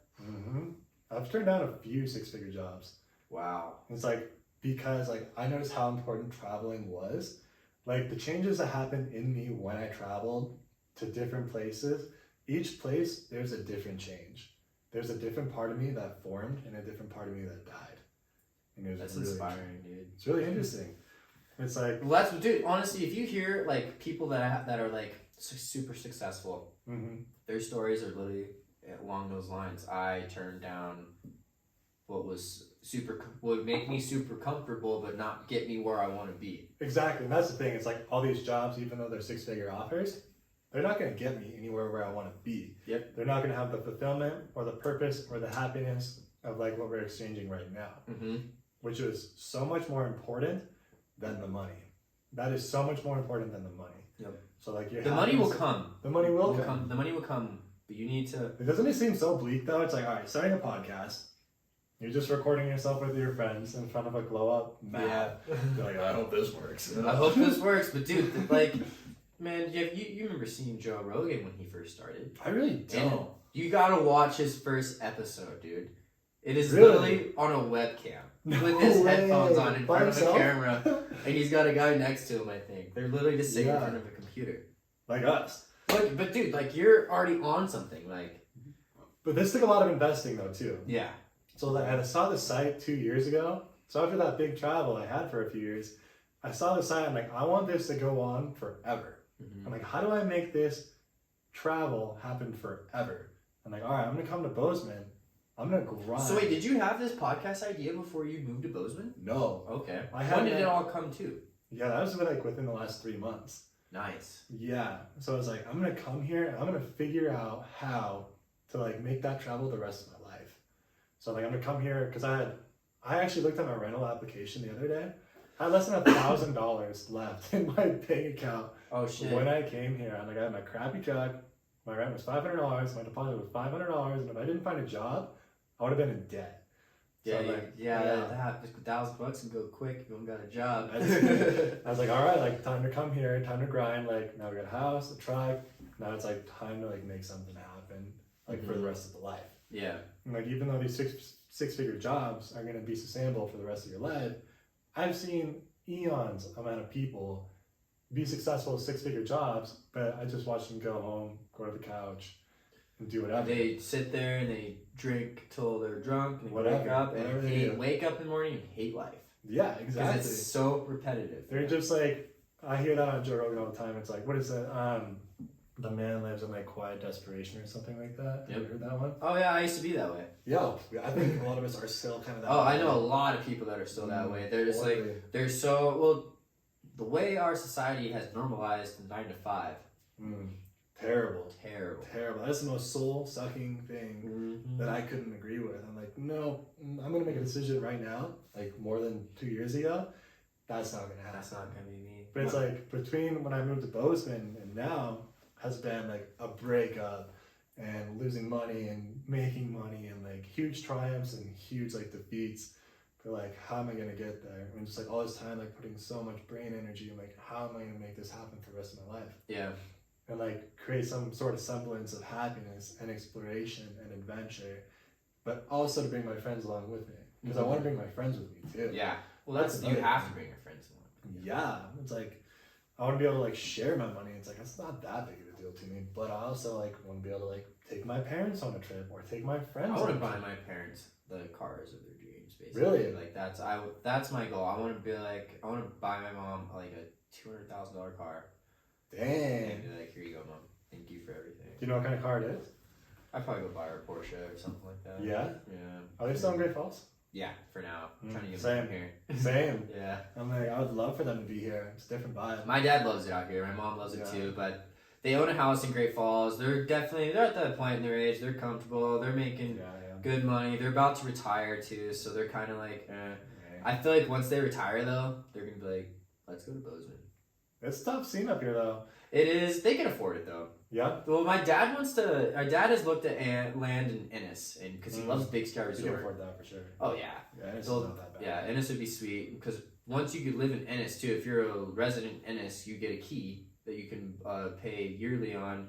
A key. A key that goes from where Ennis is literally the backside of Big Sky. Yeah, I know. Yeah. So you get access to that gate. It's sort of like Oh, a that 30-minute key. drive to fucking Big Sky. I see what you're saying. Yeah, so he's like, what? I thought you meant like a key, just like a metaphorical key. No, like an actual key to a gate. Like it's a Okay. special gate that people Yeah. would love to cross. And I'm sure the state would love to build a road right there, but it's all private. My roommate's dad is developing that actually. Oh, who? My roommate's dad. Oh, really? Yeah. I heard they're eventually going to rip that gate out of there. People keep saying. I don't know. I should ask her about that. They're like, hey, are they going to open that gate up to the public or what? Probably not. I don't think Probably they should. not, because they're making so much money off the key sales, probably. Yeah, dude. Like, Can I get a tad bit more? Oh, of course. That's some good I told stuff. you. Where'd it go? Oh. Dude, that is some really good whiskey. It's really smooth and like spicy. Yeah. Well, maybe we'll get sponsored one day. Yeah. I do need to get a little table, so it's like I can have extra water. How much do you want? You Oh, it's said- good right there. Perfect. I like whiskey because like you can feel the buzz and then it like goes away super quick. I usually don't get it. I get it really fast. I guess I get like it's kind of like my blood flow goes a little bit. So how much do you dab? Do you dab a lot still? Or do you smoke joints a lot? Or do you smoke No, off I have a really bad habit. It's a really nasty habit. What's your habit? What's the bad habit? That I'm currently trying to quit it. So what I do is I have a bong Okay. and I load it like halfway tobacco Mm-hmm. and then put weed on top. It's called a chop. It gives you the Oh. craziest head rush, but like it knocks me on my ass. So that's why Interesting. I only smoke at night now. I used to smoke Okay. like I would get home, smoke, Mhm. and then I would never get anything done. Right. Now I wake up, no weed. Go to work, no Nice. weed. And we're allowed to smoke weed at work. Really? Oh, my boss is What? constantly rolling shit up. Dang, dude. Like it's normalized so much. We can't dab at work though. Okay. If I could dab, I would dab. But I actually don't dab. It's just such a process to do. Seems like a process. But Yeah, I've never dabbed before. I don't know. It depends on how you feel. Like you probably don't. How much do you smoke? Probably. I used to smoke a little bit more in college, but now I've been really focused on my fitness Yeah. and just like my bank account and my Yeah. life. That I haven't been smoking a lot. So I think the last time I smoked was like 7 months ago. It's been a long time. And what does it do to you? I just get happy. I'm just You like get happy? Yeah, I'm like Nice. super happy and That's good. life though. is good. And I like to talk and I like to draw. Nice. Or Have whatever. you ever smoked before working out? I've heard of people doing that. Dude. I'm not a fan of that. Dude, No. I mean, it definitely. I do it, and I mean, I've been going to this. I'm at a new gym now. I lift at Spire. Oh, you do? Yeah, I lift at Spire, and then if I'm feeling it, I'll climb afterwards. Yeah. And I'm there every night, just about. Dang. Okay. Yeah, I'm addicted. That's good though. Yeah, Healthy I obsession have. is Well, good. dude, if I don't climb, I get really depressed. Oh, wow. I get really sad, and I have to be on the I wall. saw that water. Yeah, of course. Here, I'll leave it up here. Thank you. Yeah, we're just accumulating. Yeah, I have to climb. I don't know. It does something to me. I like that though. It does something. It's like, have you ever heard like you need to be obsessed with something? I'm obsessed with climbing. You need to be obsessed with something. Dude, I used to be obsessed with snowboarding, and now I don't even want to do it. And fly fishing. Why? Just because It doesn't of give me. what It climbing took over? doesn't give me that rush that climbing gives. Dude, climbing is a rush. Climbing will be like, I'll literally be on that wall, and it'll be like, well, what are you gonna do now? Do you ever rainbow climb? Like when you're at a gym? What's that? Do you rainbow climb ever? What's that? Like go You to don't different know? colors? Yeah. Oh no, I stick to the same color. I'll cheat a little bit at the end of my at the end of the night if I'm Yeah. like sitting there like, oh shit, dude, I can't feel my arms. Yeah, that's and I real. gotta reach Like, up. oh. I'm like, I'll like look at my partner and be like, I'm Go cheating. watch. I'm cheating. Or I'll be like, all right, take, and that means they'll take the rope into the gree and you'll be tight and you can Yeah. like let off on the wall. Mm. I'll do that, but I try to stay on the same color. When I first started though, I'd be like, That's what I do. Go Like up. I've climbed a fair amount, but I still rainbow climb the shit out of like. If I was left-handed, I would have made that. If that was my hand goes right into the light. You That's know? a small trash can though. I need to like redeem myself next time. I'll work on that. So that's some of it. Oh, perfect. Yeah, I gotta redeem myself. That was terrible. But no, like I love rainbow climbing. I think it's so much. You should fun. come to Spire with me someday. Dude, I'll totally. Can't you get a free? I get one free pass a month. Yeah, dude, hit me up on one of those. Nights. Okay. One of my mentor's been using my passes. My passes. He doesn't have a pass. No, he said, well, he's still climbing outside right now. Who is your mentor? Or so his name is Is Seth Anderson. Okay. He's I don't know. he's a photographer for Marmot, Jetboil, Joji Bar. Is he older than us? No, he's 23. He's a kid. Dude, We're he's kids, by the way. dude. He when I first met him, I remember him saying, "I can't work 9 to 5. I just can't." That's cool. Yeah. Like, dude, he like when he's out there, like he's a whole different person when you're out there in like the backcountry with him. He is just Yeah. smiley as fuck Yeah. and just full of life and knowledgeable, super knowledgeable too. And I love it that he doesn't give a shit about anything. Nice. Like he does not care about Mhm. anything except for himself. And you know, I think that's very inspiring. And Mm-hmm. and he also just lives off of like couscous and ramen, but he makes great money. Really? He makes more money than I do. Dang. For sure. He makes really good money but he just lives in poverty. He just stacks it. And it's just very inspiring to see someone do that and be so happy. Like he was literally, I remember one night he was just eating a granola bar and I was like, do you want some of this fettuccine? Sure. And like the way the stoke he had from eating it, I'm like, you can afford this. I know, but I don't do it. It's discipline. Dang. Like, dude. that's such good discipline. You know what's funny though? I actually discipline myself. Like when it comes to food, I spare no expense. Like I told myself when I came to Bozeman, like I want to get bigger and like be stronger. And like when it comes to food, I don't care how much it is, I'll pay it because That's how I am. I want to be strong and Mhm. nourished and focused and not have headaches. Because when I don't eat, Do you get hangry? not hangry, just bad headaches, really bad headaches. Really? Yeah, so I have to eat good. So like You just don't feel good. You just don't feel you. I have over a $10,000 budget for food a year, like well over $10,000. I have never done my budget for the full year. You should just do it per day. It's like at least $30 a day, and just times 365. Okay. At least. So like, do you calculate each meal like? No, I kind of just average it. Like I try to eat out. I eat out once a day every day. Whether it's really? Yeah, whether it's a lunch or a dinner. That way I can go out and meet someone or That's whatever. smart. Yeah. That's not a bad idea. Or if it's just quick, like I always do breakfast in, and then a lunch or dinner. So you give yourself an opportunity to be social. You give yourself an opportunity to discipline yourself. Right. So it's like the balance. Yeah, that's a good balance. Yeah, but it's like more so about like being healthy. So like I figure nourishment is super important. Like your health is super important. Like even if you have the money and everything, if you don't have the health, you don't have anything, right? So I need to be eating good. You can't do anything if you're not healthy. Dude, you can't do anything. So I'm like, all right, like gotta be healthy. That's all I care about. I gained 20 pounds to Ben and Bo's, and I'm trying to gain.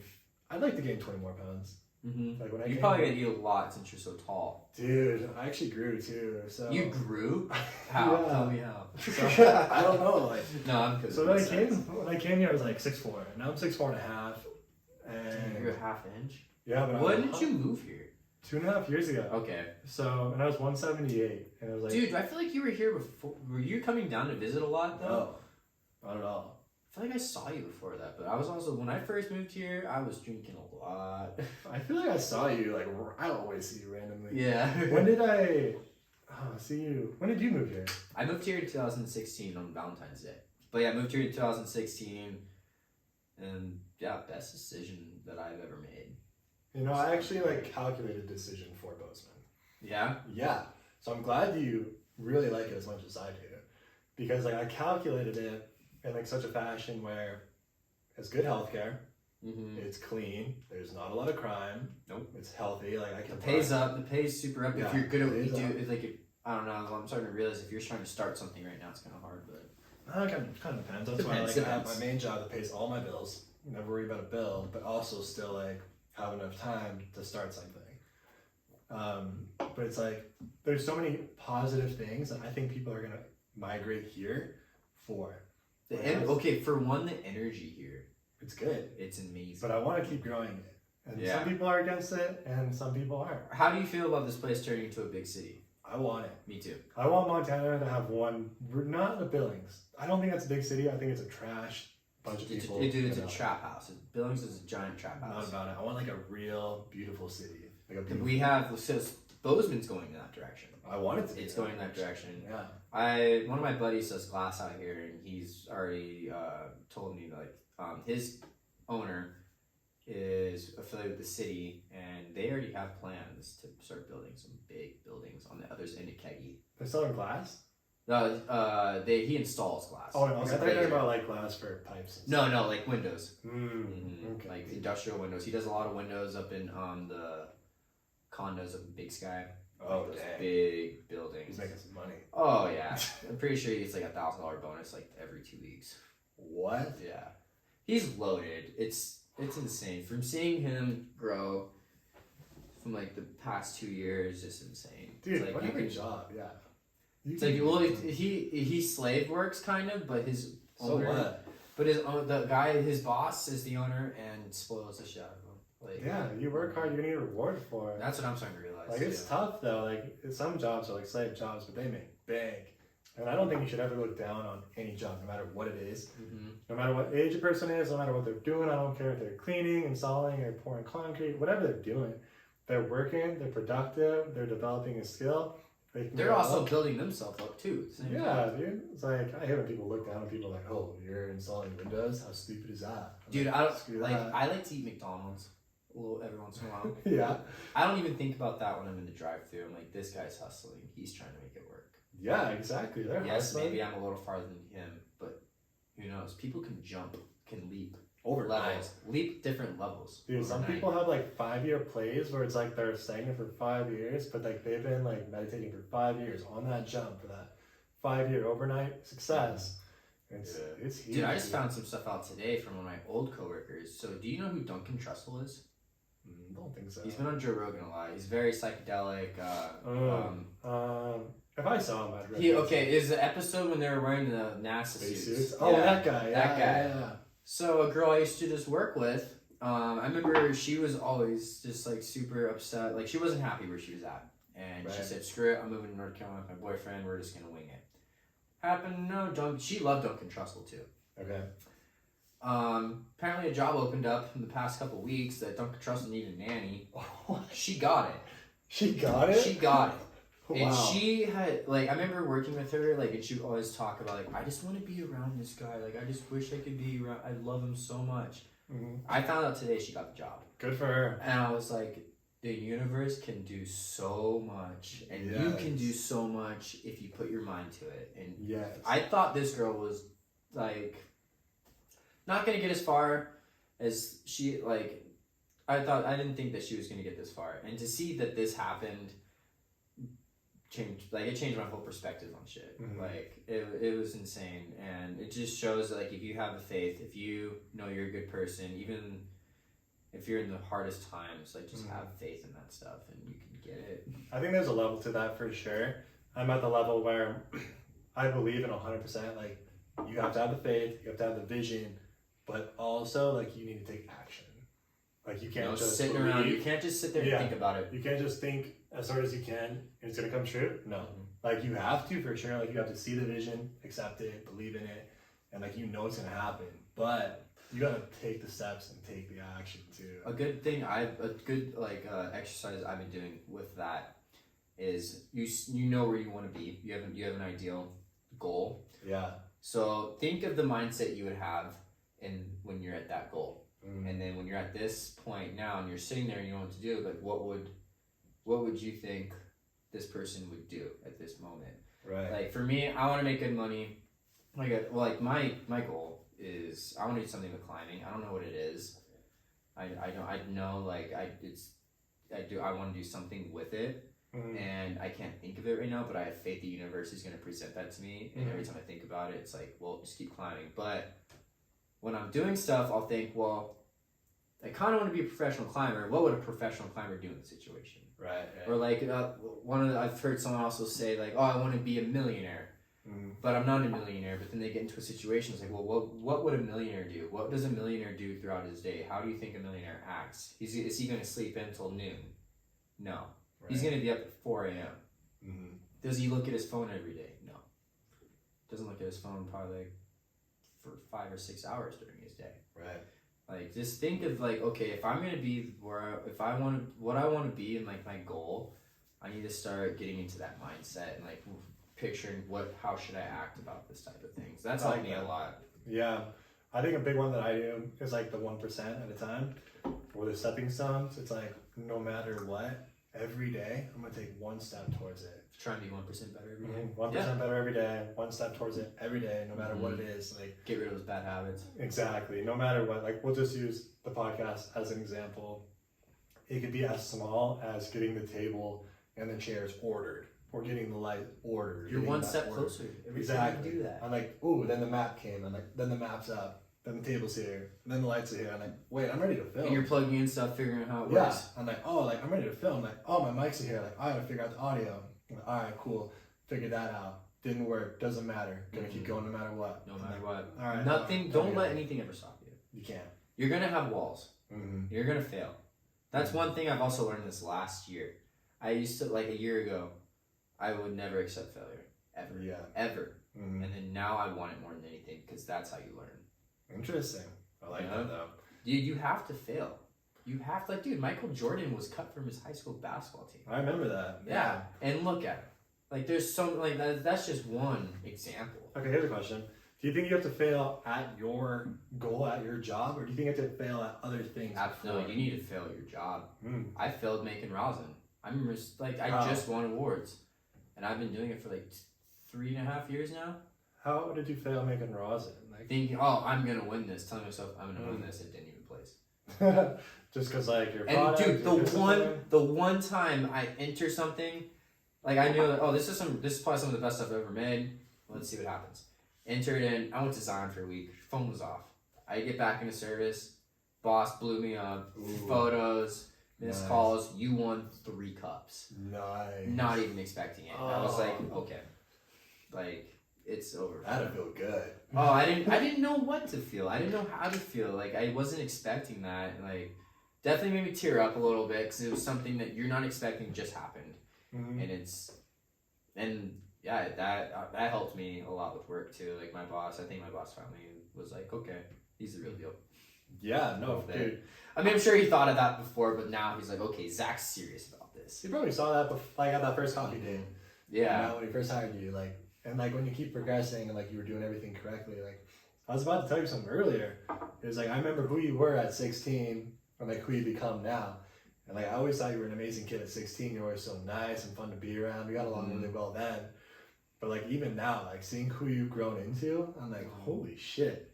Zach is fucking killing it. Dude, like, yeah, I remember when I talked to you at first, like when I ran to you at the bar, when we talked about doing the podcast, and like you were saying, like a lot of people have been saying this too, like the climbing that you're doing is insane. Like, yeah, what are you doing? Mm-hmm. And like having you want me on this and everything, it's just like, it's pushing me so much. I'm like, okay, I'm doing the right thing. Dude, it's fun when people celebrate success, huh? Yeah, I'm like, I'm doing the right thing. I'm keep it going. Mm-hmm. Okay, cool. All right, sweet. Yeah, people celebrate success a lot. Yeah, I've gotten so much feedback from climbing. It's insane. It's cool. Yeah. Like whatever you're succeeding at, the littlest successes, like people really applaud it. Oh, and it's beautiful and it feels good. It fires you up, and you get ready. And you're like, what can I accomplish next? Mm-hmm. What else can I be? How high can I go? Then you have to have the balance of too much greed. Like, how high do you want to go? I just like to send it. Yeah? Yeah, like some of the, go Inspire and stuff, like I'll be like, oh, 512, let's try it. Mm-hmm. And like I'll get like 10 feet up and fall off. I'm like, oh, try it again. You ever like flip and whip yourself with your freaking head? No, I've just done, so I've never leaded yet. I'm doing my first lead class on Sunday. I'm super excited about that. Good luck with that. I'm stoked. I'm really stoked. Yeah. I'm like, we gotta do this. We gotta do it. I'm nervous, super scared, but it's gonna be all right. But no, I've never fallen outside the gym. Okay. I've never slipped off a rock and like swung out or anything. That's never happened. What I like to do when I'm climbing is right when I start on an actual rock is I'm leading this. There is no rope above me. It's below me. Right. And so I treat it as if I fall, I'm falling to my death. Dang. Oh yeah. So like there'll be times I'm sitting there, I'm like shaking, and my friend's like, you don't need to be this scared, and I'm like, no, I do. Yeah. Like this is real to me, and I'm not falling. I'm not letting that happen. Nice. A lot of my friends are like, okay, that's actually really good discipline to do. Yeah, it's beautiful. I took my cousin climbing one time. Wait, you climb? You didn't know I climbed? Oh yeah, you mentioned doing the rainbow climb, but no, you definitely have like a good physique for it. You're tall, but right. So I only top rope. I've never done any leads. I've never done anything like that. I actually climb at Craig a lot. You know where Craig is on the Missouri? Oh, yep. Mm-hmm. Yeah, so we got places. There's probably some nice routes up there. No. No? There's not. So what the rock is out there, it's like this decomposing granite. And I guess it's only found in like 3 or 4 places in the world. Oh, what? Yeah. So like there's the holes. Is it just like brittle and falling? Like shit? Well, isn't Glacier like that? I don't know about Glacier. I think Glacier's falling apart too. I think it is. I think you're right. It's like all shelly. And... Yeah, I think it is. So when I go climb out there, I only top rope and I use like a tree as an anchor. Damn. So I'll throw, I'll like hike around there and like I'll throw like some runners around a tree. I like put a carabiner on, I'll double the carabiners, and then I'll just string it through, throw my ropes down, then I'll rappel down. What do you rappel with, Grieger or ATC? I don't know. What? So does it have a lever? No. Okay, so does it have 2 holes? ATC. Okay, so do it with that. That's fun. That's a fun one. Griegers are kind of... I mean, I've only done it once with the Grieger, and I did it on the Gallatin Tower, and I was about to shit myself coming down. Yeah? I was like looking at my friend... Why am I doing this? It's fun though. Yeah, it is fun. When you get to the bottom, you're like, oh, whoa. It's so beautiful. So I took my cousin out climbing on like one of these routes. Like I have a certain face out there that I go out, like I have my anchor and like I'm ready to go. I know my route. I took her up there and she was pulling these holds way above her head just to give like these huge lunges. And she pulls out these rocks, and since they're all loose, they just come tumbling on her. I'm like, oh my, I didn't know that was gonna happen. and all these rocks just crash on her body. I'm like, oh no. And she was like stunned. She's like, I don't know what to do. I'm stunned, like on the wall, and like just stay there, be careful, like just don't move for a minute. Yeah. She like came out of it and like she was safe, and I had her on a belay, but don't go climb out there. Okay, I was about to be like, I want to go see that stuff, but now I'm like, I don't know about that. No, don't go do it. Those holes are like not okay. The only reason I can do it, like, it's not that tall. It's probably only like 60 feet tall. Mm-hmm. It's a pretty small climb, and got a top rope, so it's an easy belay. Top roping, man, like, if you just want to stick with top roping, like, that's That's what I do. I just love it. dude. Like, If you ever want to go, do you have some good top ropes? I know of a good top rope route over towards Highlight that we could just walk up, set the rope, and go down. That's my shit. Then we can ATC down and we can just lap it. I love that. And like we'll do it this summer because you put headlamps on, you can see everything great. Yeah. I need to talk to you about my goal though, but first I gotta pee. Yeah, go. Okay, so I always think of like when everyone like Joe Rogan wants to start drinking whiskey, they're like, I gotta pee. I know. I don't know how to edit this stuff yet. Like, I'm kind of good with videography, just a little. I mean, I took Mr. Wild's video production. Mr. Dude, that was like the best class ever, man. I think it is here. I think I took the Oh rest. no, you're good. I got more over there. Okay. Oh, probably shouldn't be showing. No logos. No logos, not yet. All right, ready? Just like local. Redemption. The full glass bottle. You got it. Made it for the record. That was You broke loud. the backboard. That's alright. Yeah, now next time I'll be so much more prepared. We've gone through like 10 drinks. I know, it's like you gotta have whiskey for a podcast. Now I know why he does it all the time. Yeah, it feels good. It makes you talk. You're like, really does. Honestly, like a lot of writers, they like drink a lot. Like, Oh, yeah. they're lushes because like it really opens your mind and like helps you talk. well, you start when I start drinking, my mind just starts going. What about this? What about that? What about this? What do you Yeah, want? This, exactly. this, that. Like it's opened so much endless opportunities, and it's, Yeah. like, it's so curious. Talking about this goal though. My goal. Yeah, that's what you're talking about. You're like, I gotta. Yeah. All right. My goal is to go pee. My goal is to go pee. Dude, I really hope Yeah, I we're done go with that. pee in a minute. All right, so my absolute goal, though, I want to do something with videography with climbing. Really? Do you want to have like resin included? What do you mean? Rosin. I'm sorry. Rosin included? Oh, definitely. Most definitely. I would love to have. Well, here's the thing, though, about like having videography with rosin. No one posts their tech, the way their technique on the internet because it's worth so much money. I guess I didn't mean like videoing your rosin technique. Not making it, but like no. I mean, But I would like having rosin involved, like rosin and. I'll probably have like some like mix it in because that's how you have to be successful with YouTube is mixing in two different types of hobbies into one. Sure. You can't just do one. Right. Like a lot of YouTubers I follow, they're doing multiple shit. Yeah. Like either gambling and I follow. You ever heard of the Nelk Boys? No. They're big party animals, but the way they run the internet and the way they gamble, they're also very into crypto and stuff. But they also do what they do is they give back to their fans, which I really like. that. So they make so much money off their merch drops. They just do drops, and it's literally sold out within 6 hours. Dang. And so they give back. They'll buy their fans Teslas. They'll buy them Rolexes, like 200 grand Rolexes. 200K of Rolexes? Yeah. Whoa. Like they will. Their main goal is to change your life. Wow. We wanted if you're buying our merch, we're gonna change your life. I want to do shit like that. Me too. Because the looks on their faces when they give people they'll be like, oh, I got you a Tesla, and this person will start crying. They will start crying. Yeah. And they're like, this is the key to happiness. Dude, for sure. I'm like, I want to feel like that. I want to feel like that. And there's one guy I follow, his name is Steve Will Do It, and he'll fight back the tears so hard. He'll be Really? smiling because they think this is what happens. It's like, you can see it coming down. They're like, oh, you're crying. He's like, yeah, fuck it, I'm crying. I love that. So he's like, I'm so happy. And then like one day, he got this rapper a Rolex, and this rapper was like, no one's ever gifted me something like this. I think I've seen that before. 6'9" with Sean O'Malley. Yeah, exactly. Yep. Yeah, I saw that. And then he gave him the McLaren. Mm-hmm. The look, like Steve was just walking there looking at the sky like, wow. Like the universe just gave back to me. And like it was a car that he's always wanted.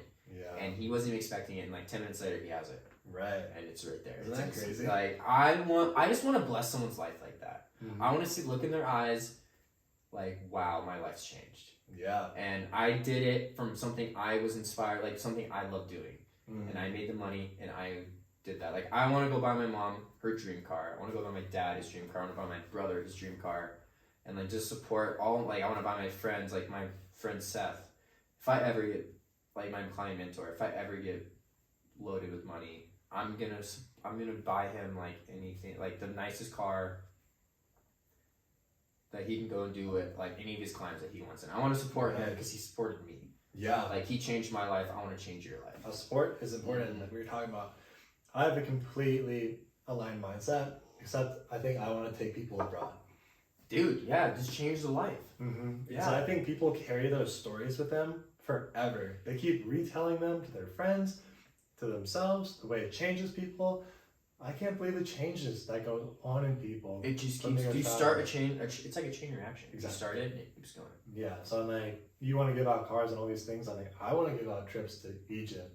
You want to give out experiences. Yeah. I want to give out those experiences too, but I think it's kind of more like I know, well, just like the car we had in Moab and stuff. I'm like, Seth deserves something for sure, way better than this. For sure, like he deserves a brand new Tacoma. Yeah, loaded. Oh, dude, like, decked out Tacoma, the full full outlets in the back and everything. Like here you go. I've envisioned it, like picturing like giving my friends like here's a rig that you can use to do what you inspires you. And like get you anywhere you need to go. Dude, I can't wait till the next time you come on this. And you're like, guess what I just Guess what I did? Shut down for like my best friends, my mom, whatever. Like, because I know where your success is going. Like I see a trend line. It's just a matter of time. Like I'm just curious, like when it's gonna happen. Like you're already wildly successful, but like to get to that level of success, like I'm curious when it's gonna happen. I want to see my potential. Yeah. What's my potential? Like, where does the cap hit? Where's the cap at? There's no cap. There is no cap. End of story. Absolutely no cap. And like you gotta like figure out ways to innovate too. So it's like I think you should figure out ways to innovate your rosin somehow. I already have ideas. Yeah. Oh, I I'll get. So I only smoke weed at night, and when I smoke weed, my mind goes. It just gets creative. And I'll sit, dude. There's sometimes I will smoke at 11. And literally lay in bed, stare at the ceiling, and be like, "Oh shit, it's 2 a.m." And I've just been thinking about techniques. Oh, I can do it. I can make it faster this way. I can do it this way. Ooh, I should try it this way. Yeah. Like there's so many things. My mind just goes. That's like if I smoked the wrong strain now. Right. But no, like I am starting to realize that I am so.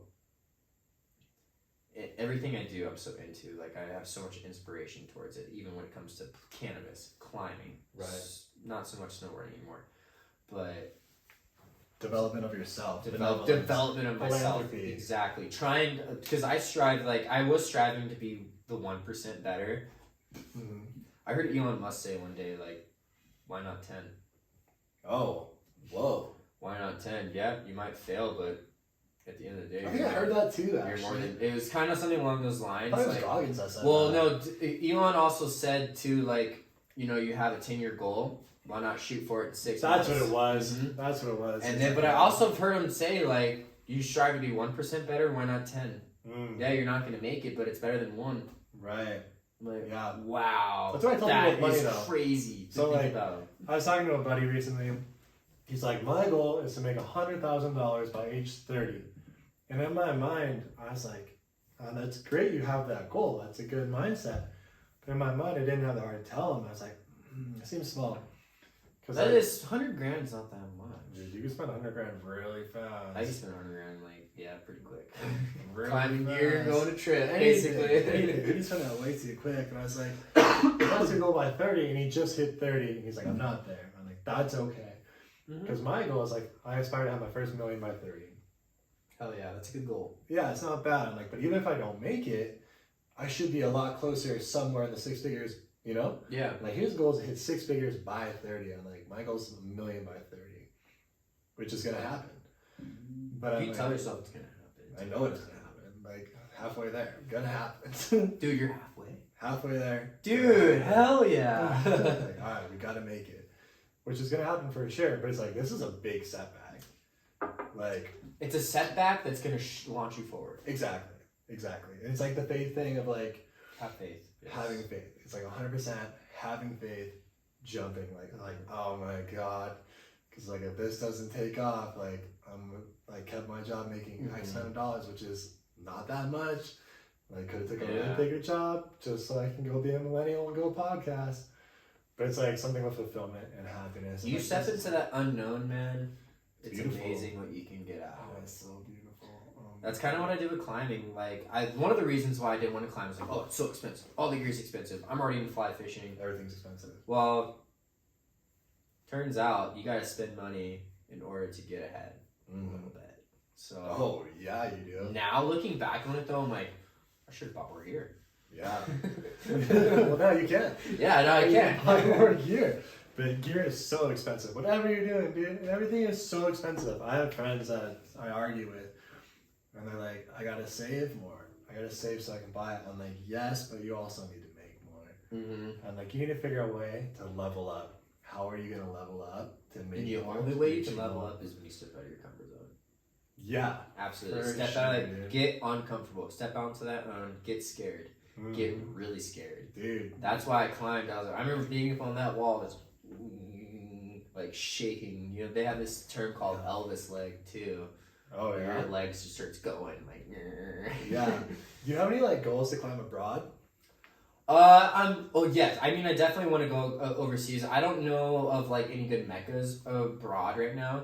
Okay. I know it's definitely gonna happen one day for me. It's gonna happen. It's gonna happen. I just haven't done enough research, but for now, I'm just trying to hit the big stuff in the U.S. Like number one on my list for the summer. El Cap. No. No? Not. I mean, El Cap is. It'll come to me at one point. I know it will. Yeah. It'll happen one day. But no, number one right now is the Grand Teton. I want to get on top of that. My mentor's done it a couple times. He's actually doing it this weekend. I want to introduce you to someone that lives down there. Oof. His name's Neil. Climbs that crap all the time. He's a huge climber. That'd be nice because it's really hard to climb with Seth because he's always doing something. He's never in town really. So like, oh, what are you doing? Oh, in Coswell. Well, in Glacier. In Fairchild. Yeah. I'll introduce you to him. That'd be nice. That kid is wild. Like wild. Like yesterday, this kid was swimming across the lake in a wetsuit, and it's like what, November. It's November now. It's November now. It was 60 degrees today too. Yeah, he was down in Teton swimming across some lake. I'm like, oh my god.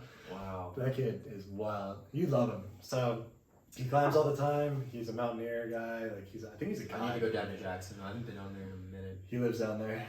So I love that area too. Sure. Whenever you're thinking about going, he's a great contact. Such an amazing kid. Like he's our age too. I think he's 27, 28. How'd you meet him? In college. He worked the rock wall. Did you go to MSU? No, I went to UM. No. Oh, dude, that's where I remember seeing you a lot. I went to UM. Yeah. Now we're putting it now, together. I mean, now okay. I was like, when I went to Bozeman, I was like, man, I felt like I saw you a lot before Bozeman. Yeah, no, it's definitely UM. He worked the rock wall. So I worked at the gym, and the rock wall was connected. That's in the U of M campus, right? Right. I can't remember. It's like just a little area, right? Just goes straight up. I mean, yeah. I like the wall there. I think that wall's freaking awesome. Next time I go to Missoula, one of my coworkers was telling me there's 3 climbing gyms in Missoula. I didn't know that. Yeah, I didn't know that either. And I'm like, well, I'm going to hit them all in one day.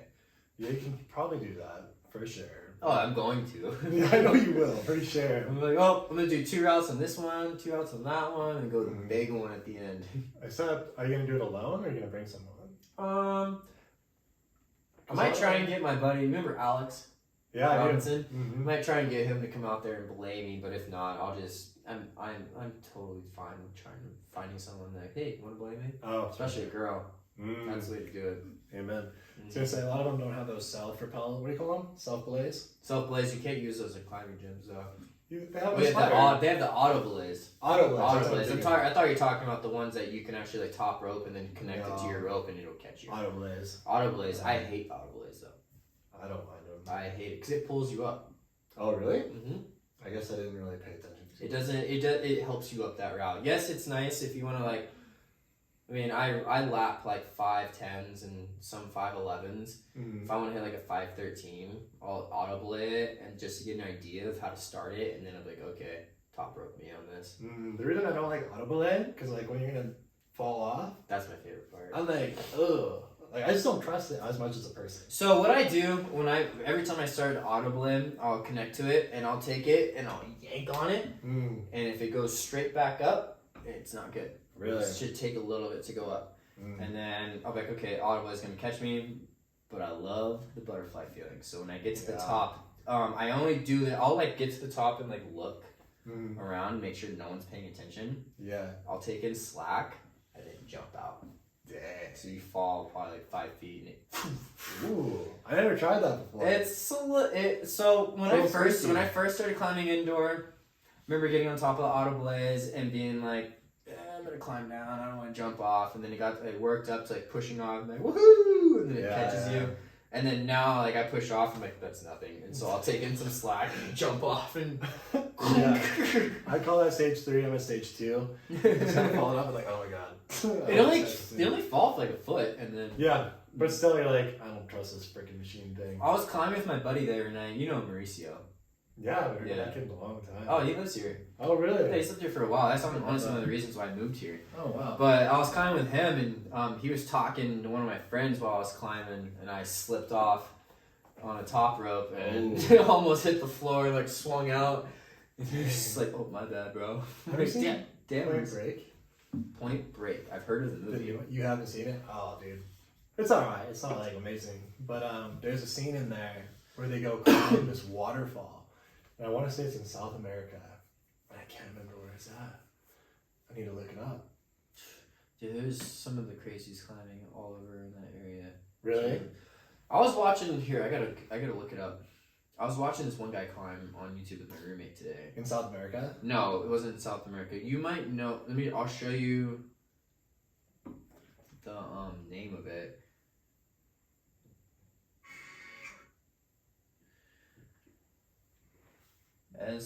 Quaker Oats. Mm-hmm. Oh, you're saying Quaker Oats. No, I mean that right there. Pontes Malacra? I don't know. Alright, so I have no idea, but he was literally climbing a arch that goes over the ocean. Like it's like a little rock structure. It's right off the coast. Yeah. And he's literally climbing, and you can see the waves crashing right behind him. Like he's going. You don't know where it's at? No, it's going over an overhang. You need to find out. Here, let's Google it. Let's Google it real quick. Here. We got it. Tip of our fingers. Here we go. Mallorca. I think it's Mallorca. Hold on. My phone's a little slow. Wish we could use my phone, but it's on airplane mode.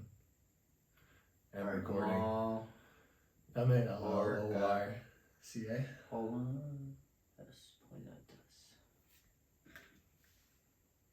A little buzzed up from that whiskey. Me too. I haven't drank in a while. But it's like a nice buzz. Like it's not like a beer buzz, like where you feel kind of like sloppy. No, it feels good. It feels like we're conversating. I can already feel it going away a little bit. It's in Spain. I got that other one. Spain? We're out in Spain. Well, I'll take some more whiskey. Alright, do you want the Writer's Tears or the let's do the monkey shoulder. That's Scotch. Yeah, let's do some Scotch. You sure? Yeah, my dad's a big fan of Scotch, so let's. Just showing your dad. Yeah, what's up, Dad? Hi, Dad. Hi, Mom. You want to polish that off? Because you don't want to mix whiskey and Scotch. Hey, Mom. My dad will be super proud of me that I'm drinking. You gotta whiskey. Oh, God. Alright, I'll finish that. I know you will. Alright. I haven't ate yet, though. Do you want some chocolate? You have chocolate? Yeah. Got some sea salt. Really good chocolate. Dive in. Damn. Can I jump on your Google real quick? Yeah, absolutely. I want to look up I think so that route was in Spain it was Chase Sharmana? Sharma. He's a really big climber. Okay. He's a professional climber. He's very inspirational. Interesting. Very inspirational towards me. Point break climbing scene. Here we go. I don't need images.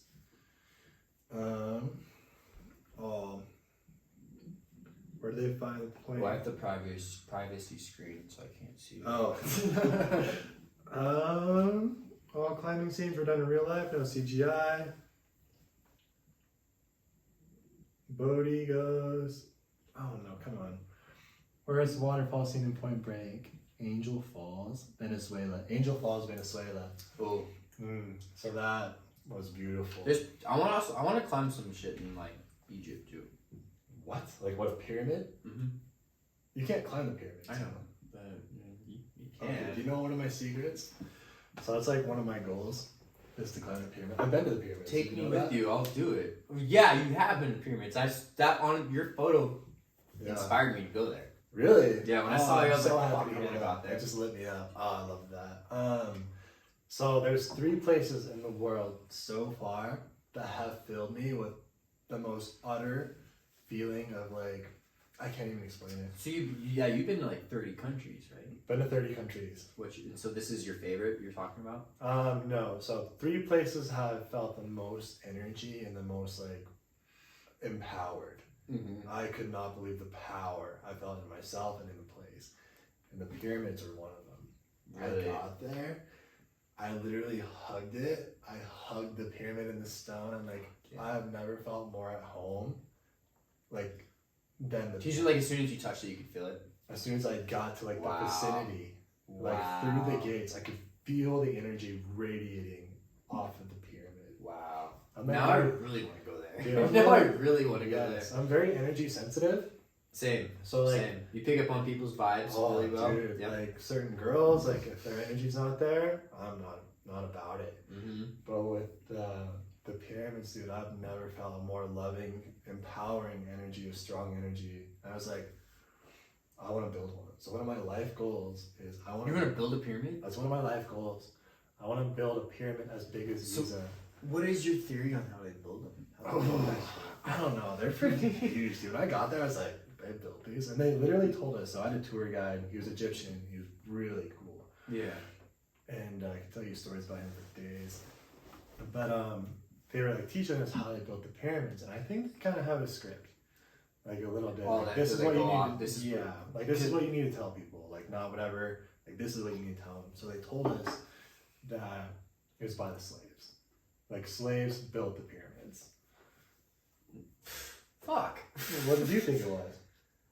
Aliens? Aliens? Yeah. How else would they? I mean, no. They either had a really advanced pulley system. Which would have been really advanced. Really advanced. That's what I'm saying. Or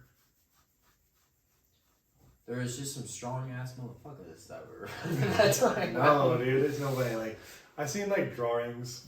How do you think they did it? I don't know. It's like just seeing the pyramids around the world. I think there's definitely some outside influence. There's like, gotta be. The way they line up with the Why are they stars. like, I feel like if they figured it out how to do it, like, humanly possible, they're like, oh, we gotta do this everywhere. But Yeah. if the aliens were like, it's so weird just saying aliens. If other Which people, are real now. which are, I guess the Pentagon is now confirming this shit. Yeah. So, aliens helped us, I don't know. We're about to dive into a different topic if we go that way. Yeah, I think they're real. I think For they're real sure. too, man. And once you see the size of these pyramids, dude, you wouldn't believe the size of them. How big are these blocks? They're as big as you. I wish I could show you on my Is it like phone. straight cement? Fucking. They're not cement. Is it Like, rock? It's like from a rock quarry somewhere. I think it's like limestone maybe. Because the obelisks are made of something. Oh man, what rocks are they made of? If I would have known we were talking about Egypt, I would have looked it up again. But it's like I knew we were red gonna get off granite. topic so easily. Yeah, so the obelisks are made of like red granite, I'm pretty sure, like at a certain quarry, Okay. like way down the river, the Nile. So like a lot of the obelisks are like right in Alexandria or in Cairo or in Karnak or wherever, and they got them from like this quarry way down the river, and they had to bring this certain rock for the obelisks all the way up the river. It's like thousands of tons, right? Oh, dude, thousands of tons. Like each block, I'm pretty sure. There's like, no, dude. We can barely move that type of shit nowadays. I guess. I feel like we can build a pyramid pretty easy, in my opinion. But why hasn't anyone done it? I don't. That's what really bothers me. I'm like, why have we not created some really beautiful things from the past? I think aliens don't want us to because it's. I don't think they have a choice. I can do it if I want. They might fuck us up though. How is it gonna fuck us up? It's just another pyramid. Dude, I'd be so down for an alien invasion as long as I don't die. Like Halo. And I can still climb. So, As long as I can still climb, we're good. So you're gonna go climb, shoot some people on Halo, like a real life I'll Halo. just sit with a ray gun. Do you like Halo? Oh, you don't like zombies. I like the zombies. I don't like Halo. Don't like. I hate calling like Halo. I like Halo 2 when it came out, like when I was in 8th grade. No, dude, Halo Reach. I like the zombies. The zombies is fun because it's like it's so intense and like you have your buddies helping you out and everything. But like when it goes to like the Xbox Live and you're doing like the Call of Duty like I just like I'll like respawn. What's the so you ever done like zombies, the waves or whatever? Yeah, that's what I like. Yeah. How many waves have you gotten to with like a partner? Oh shit, I don't know. Probably not very far. Dude, we want to play that tonight. I'm down. I've bought. Yeah, we can play the zombies. I'm I down. haven't played that in a long time. Which one you got? Black Ops 2 or Black Ops 4? Perfect. It's zombies. If it's 1 or 2, that's my favorite. Yeah, it's 2. It's Black Ops 2. Alright, so it has like those levels that go up in that skyscraper. Maybe it's 1. Maybe it's 1. Well, if it's 1, is it the bus? Is it jumping the bus? The bus. So that's 2. That's 2. Ow. Yeah. Careful. My new table. When I get some alcohol in me, my hands go. That's alright. That's alright. You're expressive writing with our faces. But yeah, so it's 2. You can do the bus level for sure. The highest I've ever gotten with Buddy was like I think 20 or 21. I think it's probably I've gotten like the 15s maybe. We're figuring out a system. But this was when I was in college in 2013, 2012. Yeah? That was So a while. that's the last time I played it. Dude, I haven't hooked up my Xbox in a long time. I only hook up my Xbox to watch movies and stuff. I use a Google Chromecast, so as soon as I turn on my Xbox, it turns my TV on. That's the only reason why I have it. I'll play Grand Theft Auto every once in a while. Oh, really? Because I like to, I don't do the missions. I like to steal a fighter jet and see how long I can last. I'll like drive to the Air Force Base and like shoot some guards and stuff, and I steal the jet and then get up in the air and they usually shoot me down, and then I'll parachute out and fight them. And then once I die, I'm like, alright. What time is it? I didn't set my watch today. It's 9:54. 9:54? Do you want to do your travel reading? Travel reading, what's that?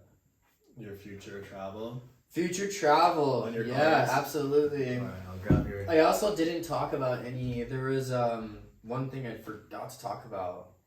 When I was coming out of the Narrows. Hey, let's go back. Back to the Narrows. Back to the Narrows. 2 hours later. We were walking out, no one around. Tarantula comes out of the fucking bush. Oh, that big. Dude. That big. Full grown male.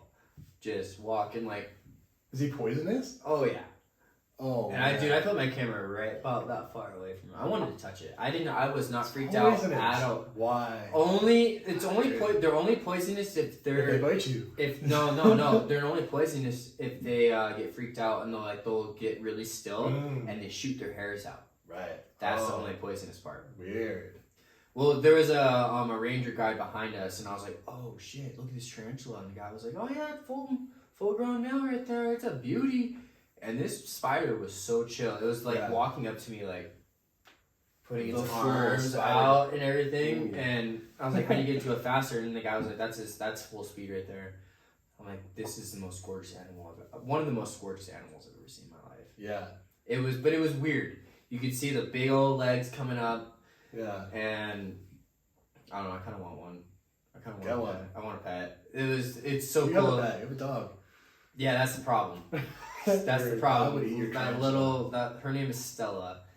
She's you gotta meet her. I'll have to bring her over one of these nights. Yeah, for sure. She's very vocal when she meets new people. Okay. Her nickname is Squeaky Wheel. Love it. People.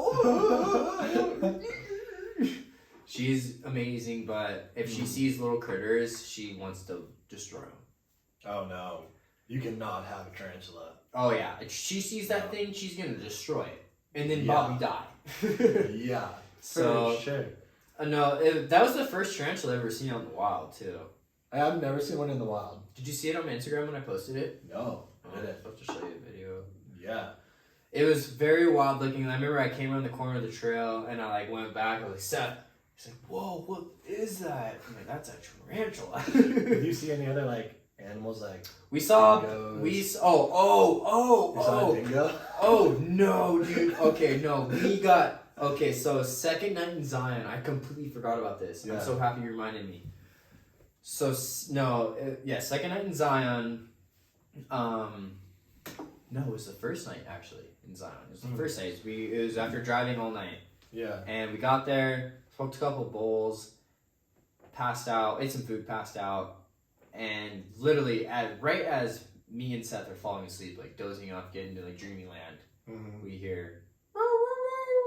Oh. And one hits, and then all of them go around us. And I sit up. I'm like, Seth. He's like, I'm unlocking my car right now. Grab what you need.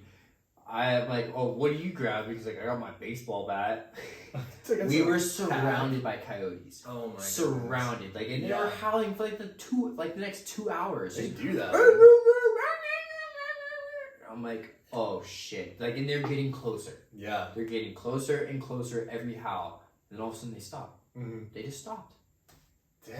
But I have never been that scared in my life. Why were you scared of that? You're not scared of like hanging off a cliff face No. upside down, but you're scared of these little tiny half dogs. I don't get scared on rock for some reason. Dude, coyotes are not scared. I'd like let them come up to Well, me. I had bear spray and a knife, and I pulled the blade out and I put it on my chest. I'm like, we're good. Saying a prayer. We're good. And Bless me, I fell Lord. asleep with it in my hand like that. But no, from next time I'm gonna get a 10 mil and bring that out there next time. But You don't even need that big of a caliber. well, I want that big of a caliber, That's fair. just in case it's like something big. But A bigger dingo. bigger dingo, maybe a grizzly that decided to fucking go to Come Zion down too. to We're going to Zion. That's the last thing you need, dude. I've been surrounded by wolves before, and it's freaking scary. I had a wolf charge my car once coming from Great What? Falls to Bozeman. In the middle between Helena and Townsend, I had a wolf come out of the snow Really? and charge my car and then turn around. No way. And my dad was with me. He's like, "That was a fucking wolf." Dang. And you could see the orange eyes and everything. Like Yeah. it came out and was like, "Ugh," and then turned around. That's weird. And I like swerved and was like, "What the fuck was that?" Don't swerve. Like, Well, it was dry road, but there was snow. Like you could see the embankments. It was one. You could tell it'd been sunny that day, Yeah. so the roads were dry. I was swerved, but if I wouldn't swerve, if it Be was. careful swerving, dude. That black ice, you'd be freaking yourself up so bad. Well, I knew the temps, but no, you're right. You're right. You're definitely right. You're definitely right. Even for any animal, we should never swerve. Just hit it. Well, it was coming at me, and I was like, You have "Oh!" a whole car. All I did was went over and then came back. It was when they had the 4 lanes now, and they have that big old median, Yeah. so you can really like whip it over. For sure. So I saw it coming, and I was like, "What the fuck is that?" You're like, oh my. It wasn't gosh. like a jerk. It was kind of like, oh. Oh, Dude, people freaking themselves up so bad when they just jerk and they like. Now when I see a deer, I floor it because my insurance will cover the damages. So I'm like, Is all that right, if I nice? see a deer, I'm like, "Brr." Dude, you have full coverage? Oh yeah, No, I have minimum. always, dude. You always got to have full coverage. I think you should have had a nicer pickup. But like, Is that your pickup in front of mine? No, mine's in the garage. Okay. I just have a little Tundra, but it's not like What year is it? I know 6. Okay, dude. I mean, I had liability on mine for a little bit illegally because What do you mean illegal? when you finance a car, you have to have full coverage. Oh yeah, I need that. Oh, so you're financing it. The financing is still, but when I first got it, I went liability, and it was right now I'm paying $130. It was $125 for liability You're paying $130 a month. for full coverage now. Oh, for full. Okay, so that's a lot. I think I pay like I think it's because of the eyesight. Well, it's the color of paint I have too. white. Pearl white. Oh, pearl white. It's got the sparkles on it. What is this pearl light? It makes it sparky. Didn't know that. It costs you more for insurance. I know Well, certain cars do. it does because it's a whole extra 2 days of paint they have to do. They have to add the sparkle and then they can paint on top of it. Oh, I see. It's ridiculous. Stupid as fuck. That is so stupid. So stupid when I don't get in wrecks. You never know though. Yeah, I've knocked on that a lot. I've gotten in a couple wrecks. Well, she can drive herself, so I'll let her do her thing. She's not on autopilot yet, is she? Oh yeah. No way. I got autopilot over here. What? So, okay, it's not actually autopilot. It's not like a Tesla. Cruise control. It's cruise control, but it brakes and gasses for you. Really? So you can turn. Wow. That's like really So like close. say I'm going 110 and there's a car in front of me going 70. It's gonna, so you can set the distance on it. And so like I set it to max. So it's like 3 car distance. Yeah. It'll come up on it and be like beep, beep, beep, beep, beep, beep. Wow. So change lanes. And like if I want to stay there, it'll match their speed. What year is that? 2015. And dude, it's crazy. I'll get behind a cop and I'll match their speed and they immediately pull off. They like know my radar is attached to their radar. Really? Yeah, it's Ooh. weird. I'll like get on their ass and I'll lock it and it'll lock onto the car in front of me and they'll like get freaked out and they'll fucking pull off. That's weird. Every time. Wonder what they do with the Tesla. Oh, I want a Tesla. I want a Tesla. Really I want one of those roadsters, dude. I can't remember which one I want, but I remember seeing it. I was like, "Ooh, I want that." The autopilot. It's all black and it's beautiful. The doors open. Yeah, those are freaking really Well, no, cool. dude, you don't have to pay for gas too. You don't, but they're still like 100K. No, you can get one for 40. I've only seen ones for like 80K. I've seen one of those Model S's for like 40 grand in Boise. I mean, I've seen some for like 40K, but I feel like they don't have all the features. Oh, there's definitely like some of the. Well, dude, I came across a video the other night of this guy that had like a 2016 Tesla. His like dash, he like grabbed his dash and he's like loose as shit, and like he like grabbed his steering wheel and like my Audi did the same thing. Like you grab the steering wheel and you can like shake it, like the whole like the plastics on it are just like shake. It's fake too. Yeah. This guy had a Tesla and he's like hitting his dash and it's like bouncing. Weird. And then he takes a shifter and it's like all like the plastics are shaking it off. He's like, oh, good old Tesla. But I don't know. Still, I think they're gonna take over, dude. I think that company's gonna go sky I want high. one so damn bad, dude. I want one Tesla really bad too. so bad. Then again, I want a lot bigger, nicer truck too. At some point, have a nice Tesla, have a really nice big truck. I'll be set. That's all I need. That's all I want to get a Tacoma, and then after that, that's all I want to get a Tacoma and a Tesla, and that's all I need. Yeah, that's all I need. And then I'll probably have to get my family something. And you have to buy a lot more cars. Yeah, I gotta buy some cars. But I'm down to do that. I want to do that. I want to spoil my family. Me too. It's like the biggest thing we work for is like spoiling our families and other people. So, all right, we're getting off topic. Yeah, we're getting way off topic. Let's do your future. So my future. And then, oh, dude. What's that? Dude, these are oracle cards. These are gonna tell your future. Oh boy. Let's see what you pull for. Alright, so my future plan, I would love to be a pro climber.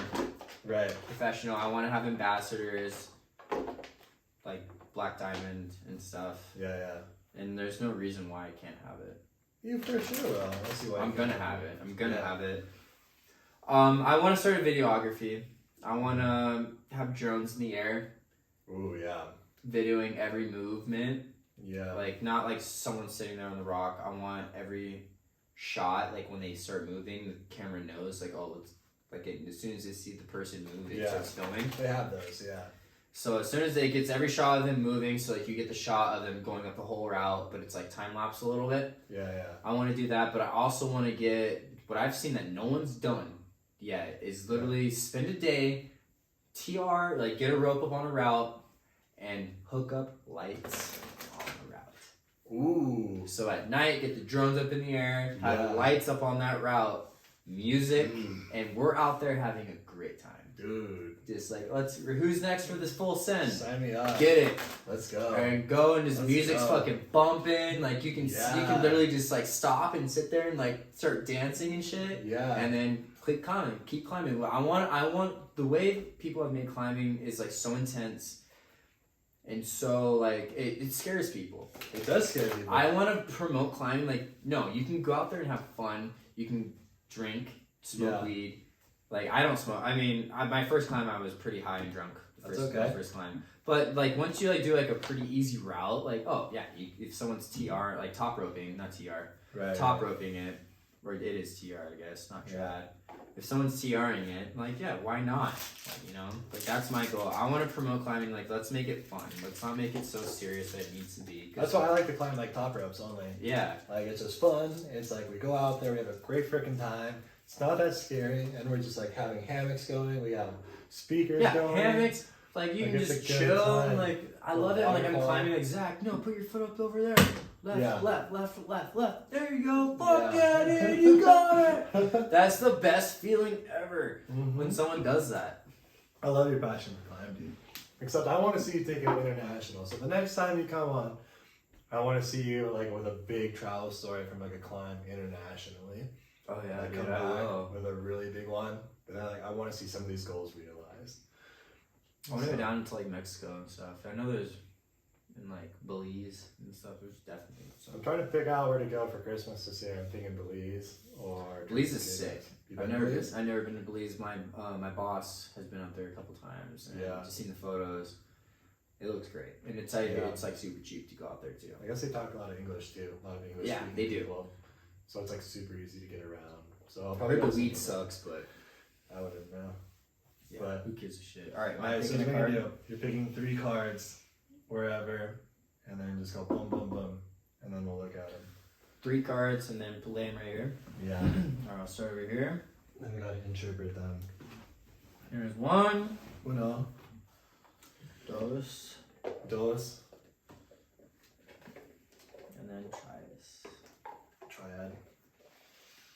All right, here we are. Which one is that? The first one you pulled? Yeah, I got a P again. I got a P too. That's alright.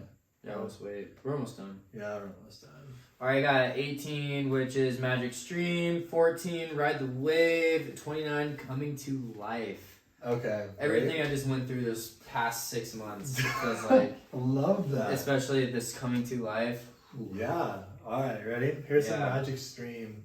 Everything is connected through the universal flow of consciousness. Absolutely. I love that. Absolutely. That's so true. And we were talking about that a little bit earlier too. Everything's connected, no matter what. Everything's connected. Everything is connected. Everything's a pattern. Everything is one. No, it's not a pattern. Everything has a what's that word? I don't know. What word are you looking for? A destination, I guess. I guess. I don't know about a that. Destination that's not a full. It's not like a full destination. It's all. There's always room for improvement. There is. Always. 14. Ride the wave. Always ride that damn wave. If you don't ride that damn wave, what are you doing? What are you doing? You should watch Point Break and play zombies. Yeah. Right now, success is easy and effortless. Ride the wave. I think that's very true. Yep. For you right now, with like your resin and stuff. Rosin. Oh my god. Rosin. Did you ever play orchestra? Were you in orchestra? No, I played saxophone. Okay, so at orchestra, when you play the violin or the viola, there's like I can't remember rosin or resin. It's resin your bow or something like that. Resin. It's resin. Yeah, it's resin your bow. So resin on a plant is like moisture in a way. Right. Okay. Kind of like giving it's giving it moisture. It's gonna make it happy. Yeah. Okay. Mm-hmm. So I keep bringing it back to like orchestra. Like, oh, it's the resin on my bow. My mom even says resin. She's like, oh, I meant some live resin. Like, rosin or resin? What's rosin?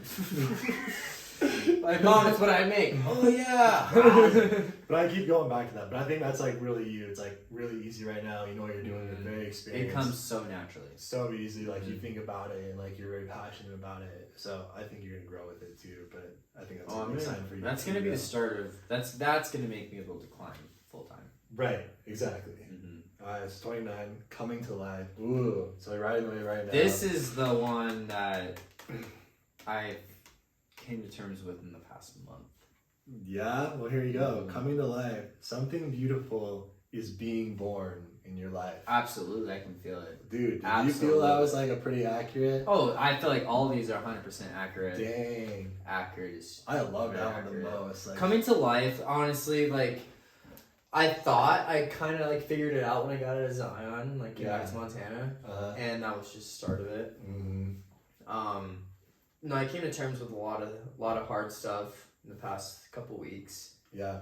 And Some of them, there was one thing, I'm not going to get into detail about it, but it was like knowing this was really hard and knowing that it was done, like there was no going back to it. Right.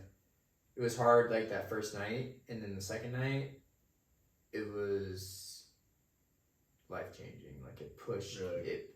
I knew Zach was like born a little bit, was able to let go. Yeah. And coming to life that's when I fully realized climbing is who you are a little bit. Yeah.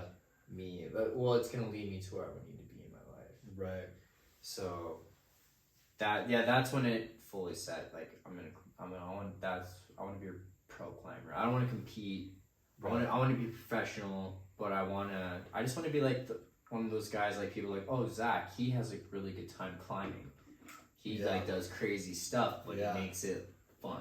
Right. That's me. Yeah. Like, that's me. I love that. Let's normalize this crazy shit. Let's make it fun. Yeah. We don't need to make it so crazy. Like you don't need to be on your toes. Like let's have fun doing this. Totally. It's like me for traveling, dude. Like learn about yourself. Yep. Go see some shit. And get better. Yep. You know? Oh, dude, and we can interpret everything with your climbing and my traveling too. I need to travel with you though. I need to get a visa and get my vaccination.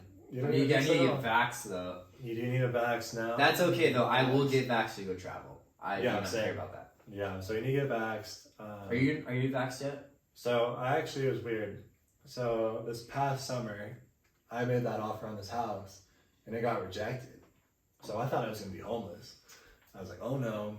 I don't have a place to live. I don't want to live. So you're like, I better get vaxxed. Well, I was going to go to London and Iceland and go live there. You're going to go to London? I've been to Dude, London. One of my dreams is to like spend 6 months in London. You can legitimately do that on a U.S. visa. Or no, a U.S. passport.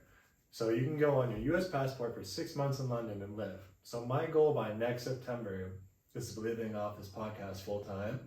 And then I want to go to London for 3 months, and then I want to go travel all Scandinavia for 3 more months. Damn. And then come back here. That'd be sick. But that's September's goal, is by then. I like that you have these goals. Yeah. So it's like August 15th. Giving yourself a deadline. Oh yeah. So August 15th, I'm quitting my job. I really hope my employers don't see this. August 15th, I'm quitting my job. Yeah, I've already been talking like my employers. Well, they already said they're going to watch it, so I'm like, perfect. August 15th, I'm quitting my job for sure, no matter what. August 15th? This August 15th. That's like, dude, you giving yourself some time.